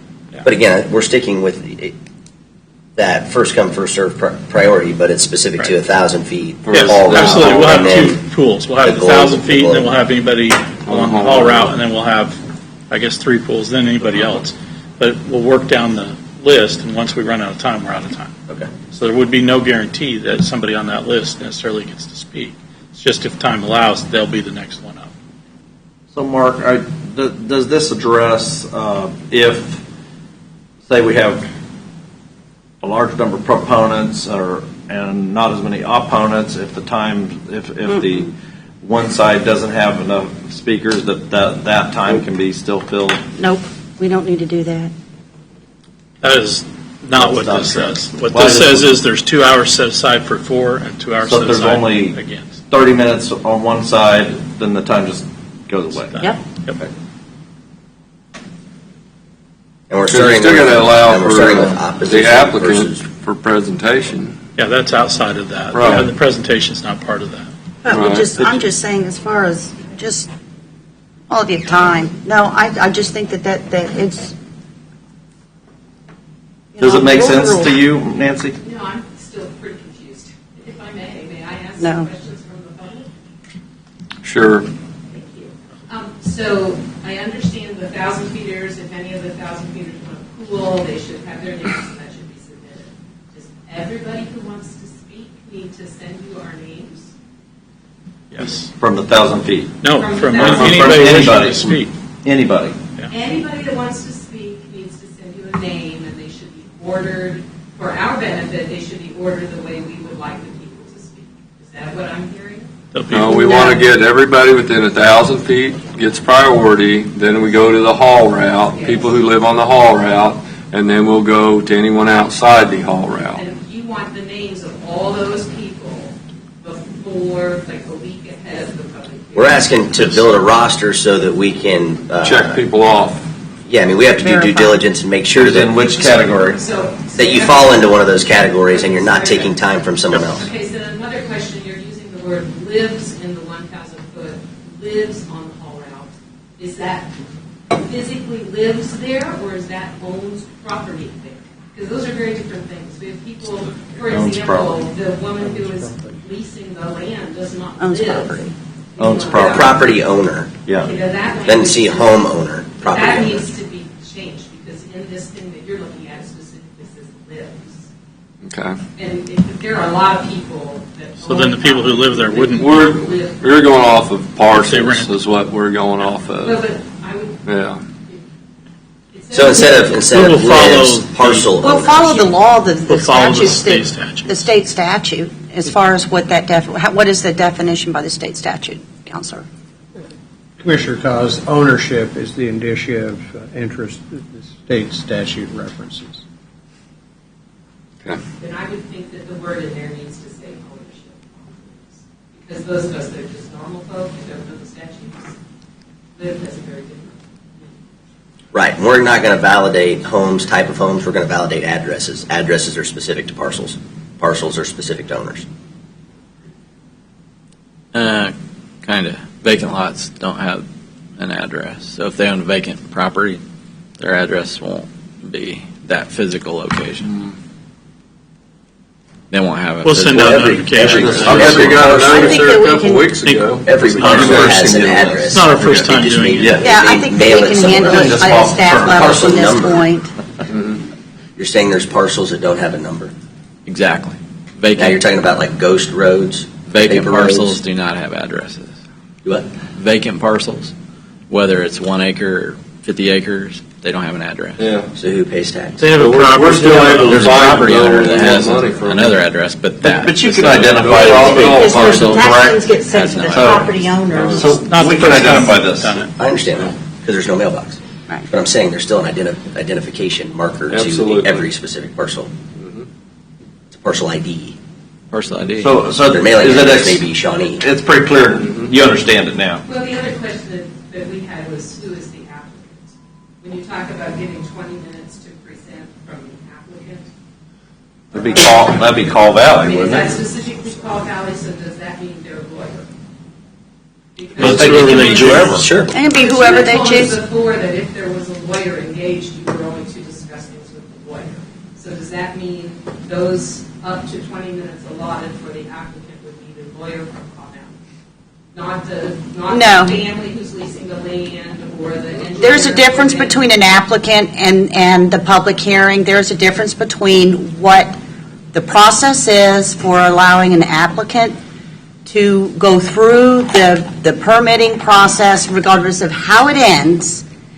This is a different, it's different. The applicant's process, they are answering specific questions posed to them by the Board of County Commissioners, or they are giving, or whether or not they are willing to address the conditions upon which the Board of County Commissioners will or will not approve the special use permit. The opinion, those are, that is a completely different process and part of the process of what we're doing here.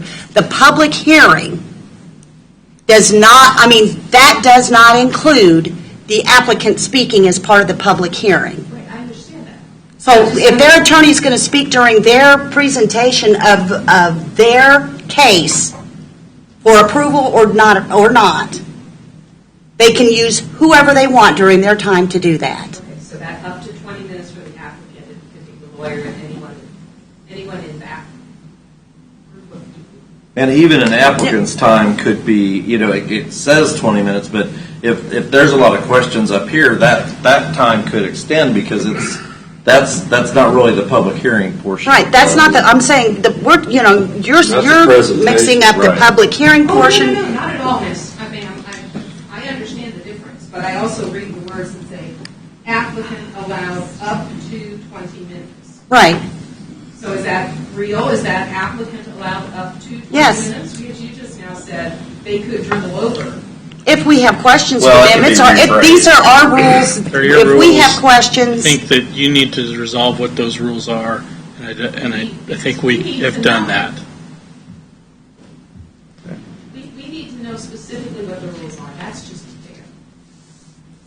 So Nancy, your question, we've outlined they have 20 minutes It says up to 20 minutes. understood, to present. That's not interactive, that's not Q&A, that's just a No, presentation. it says or respond to staff recommendations. So that's up to 20 Sure. minutes. So if That's- that's not what you mean. I just said 20 We should minutes. probably just take that time out.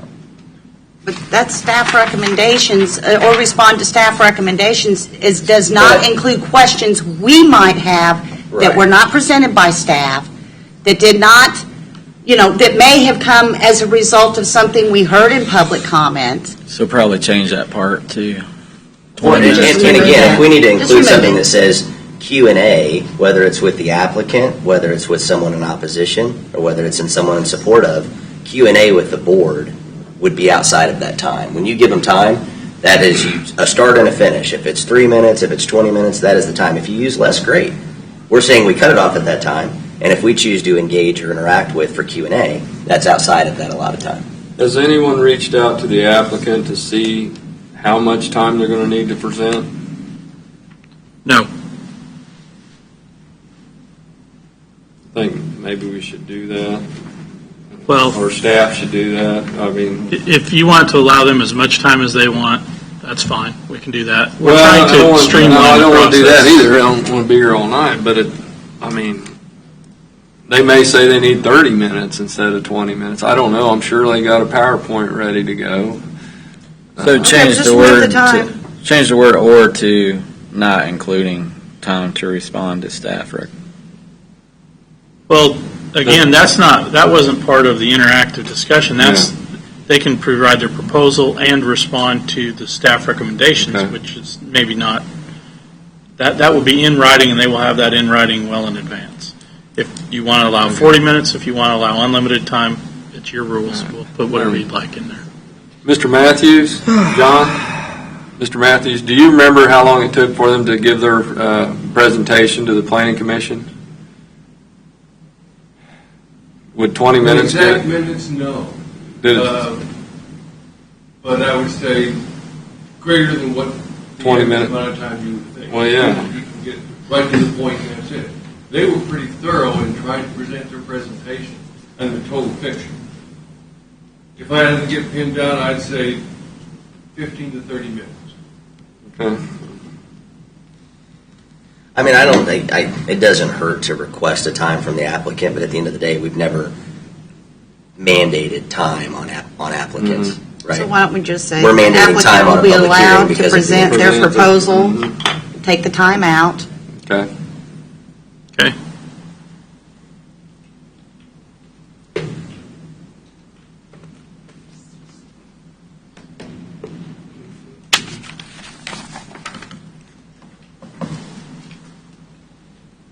And the whole list idea is just to make sure that we allow the people within 1,000 feet to talk before somebody that's not within 1,000 feet talk. Right.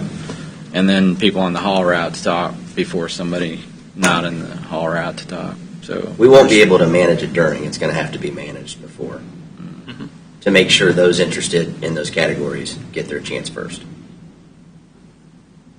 And then if you have someone, you're up in your part of the area, They're out of luck. they're not going to be able to speak. They're just going to yeah. have to get over it. So- But get it in writing.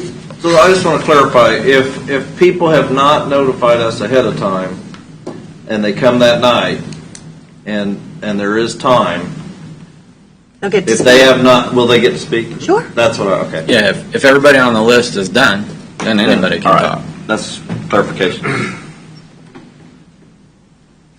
Or if they come and they can prove, after the people who have registered under a certain category, and then this person can prove, well, I didn't know, I lived within 1,000 feet, I was on vacay, did not get this notice. That's the ones I worry about. They can be slid in immediately following if they have proof of their residency or ownership, of their property ownership, then before you let Group B come in. And who's going to handle, See. I guess that gets back to what, I don't know, maybe somebody was asking was what's the logistics that night? Are we going to have one person that's going to be overseeing this? Yeah, we're going to let our county administrator oversee it. They have to provide you They don't want me overseeing this. No, I think that we can probably find. Well, we'll have a list. We should One arrange. of our We'll have a list. a staff person. We'll have a list of everybody within 1,000 feet. We'll have a But list somebody's of going to have to be everybody on managing the that. Right, and I think that we can have a staff person who is familiar and fairly familiar with the process. And the list should be mailed to Mr. Lawfrey, or where should a list go? Planning and zoning, I think. That's the way I feel, planning and zoning. But I assume it's going to be And those a instructions request will in be in this the letter letter that we send. that We'll put it they in- contact us. We'll put how the form that they will do all that in the Right. letter that we're going to In the send letter out. we send. Yep. Clear as mud.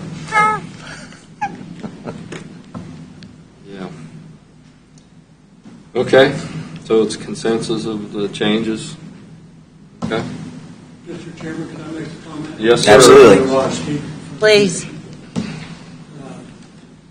One of the concerns I have, you're going to do 1,000 feet. If you don't get them notarized saying that they're allowing this person to speak in their behalf, one person can come up later and say, hey, I didn't get to speak. I didn't tell this guy to put my name. It should be notarized to the fact, at least in my opinion, that, hey, this person is speaking on my behalf. I think that's probably I a good think idea. I think that's a good point.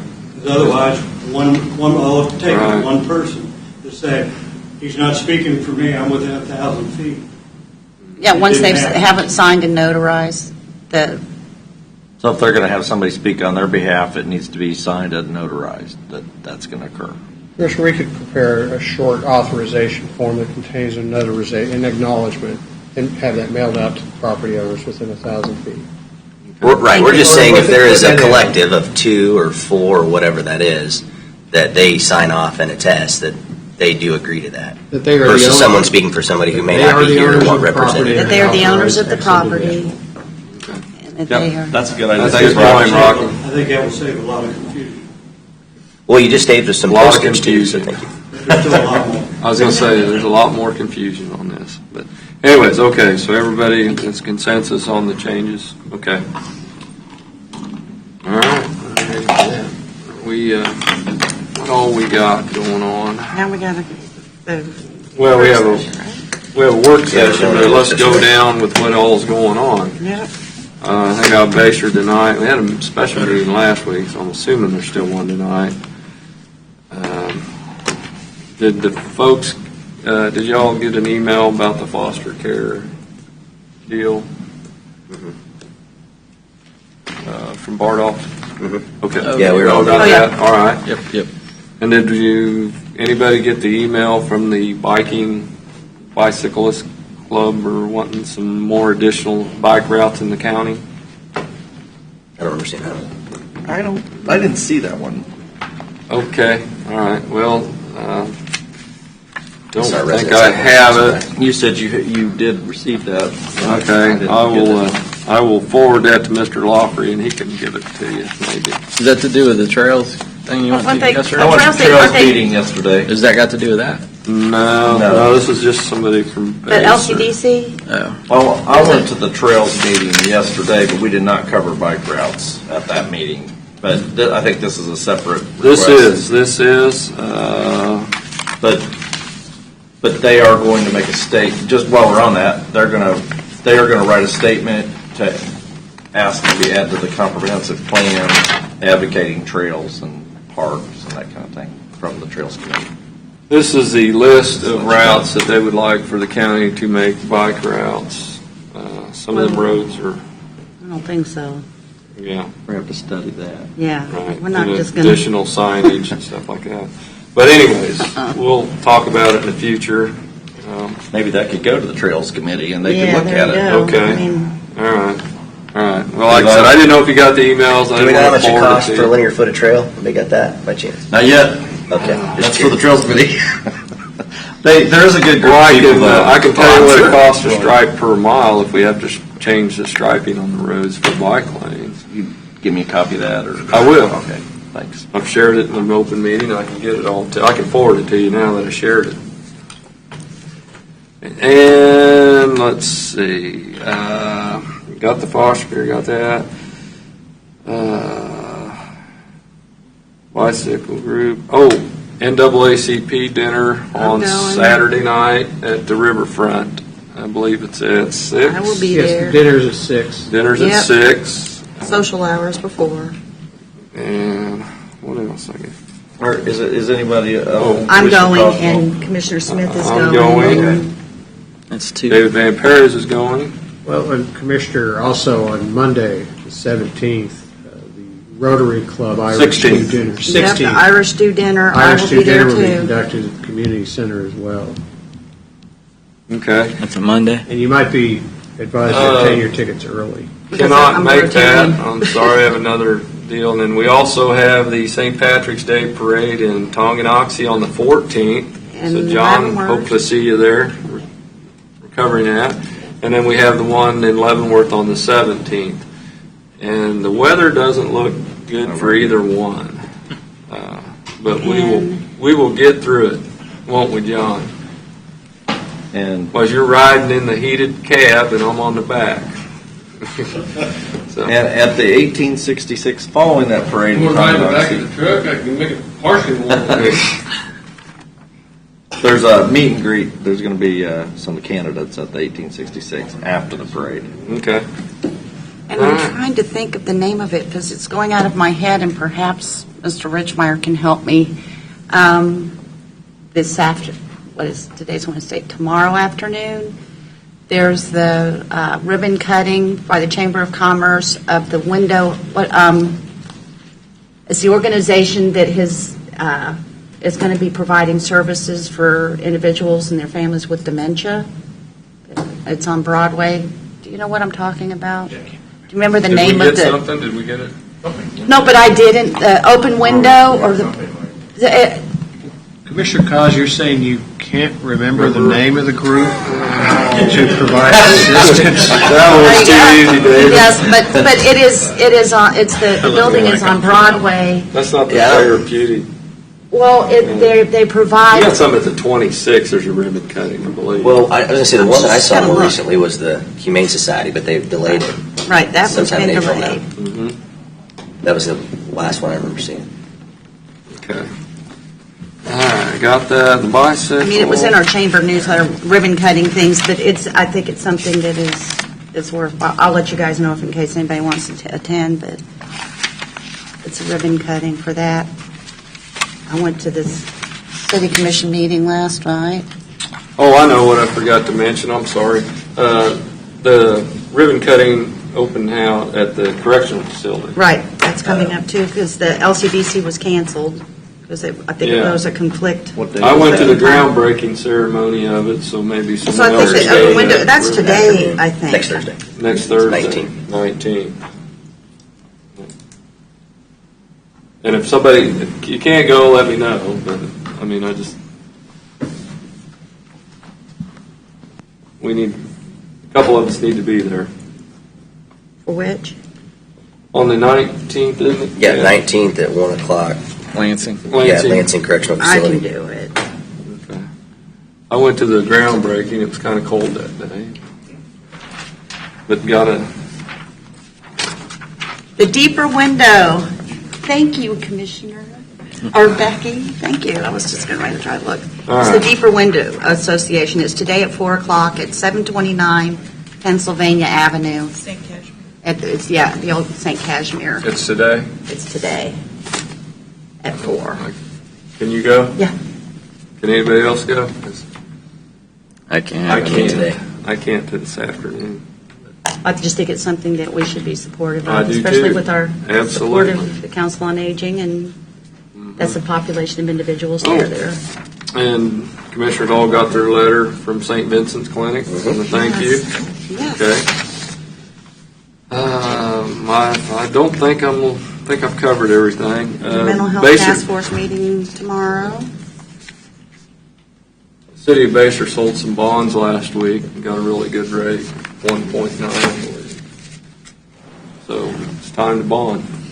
Live Well Leavenworth meeting yesterday, and Suicide Prevention Coalition was yesterday. So Okay.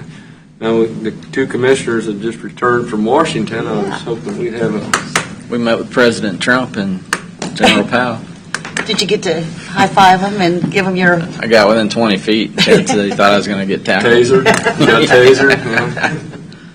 Yeah, that's probably pretty close. Yeah. Yes, they weren't initially expecting him to address NACO, so that was a pleasant surprise.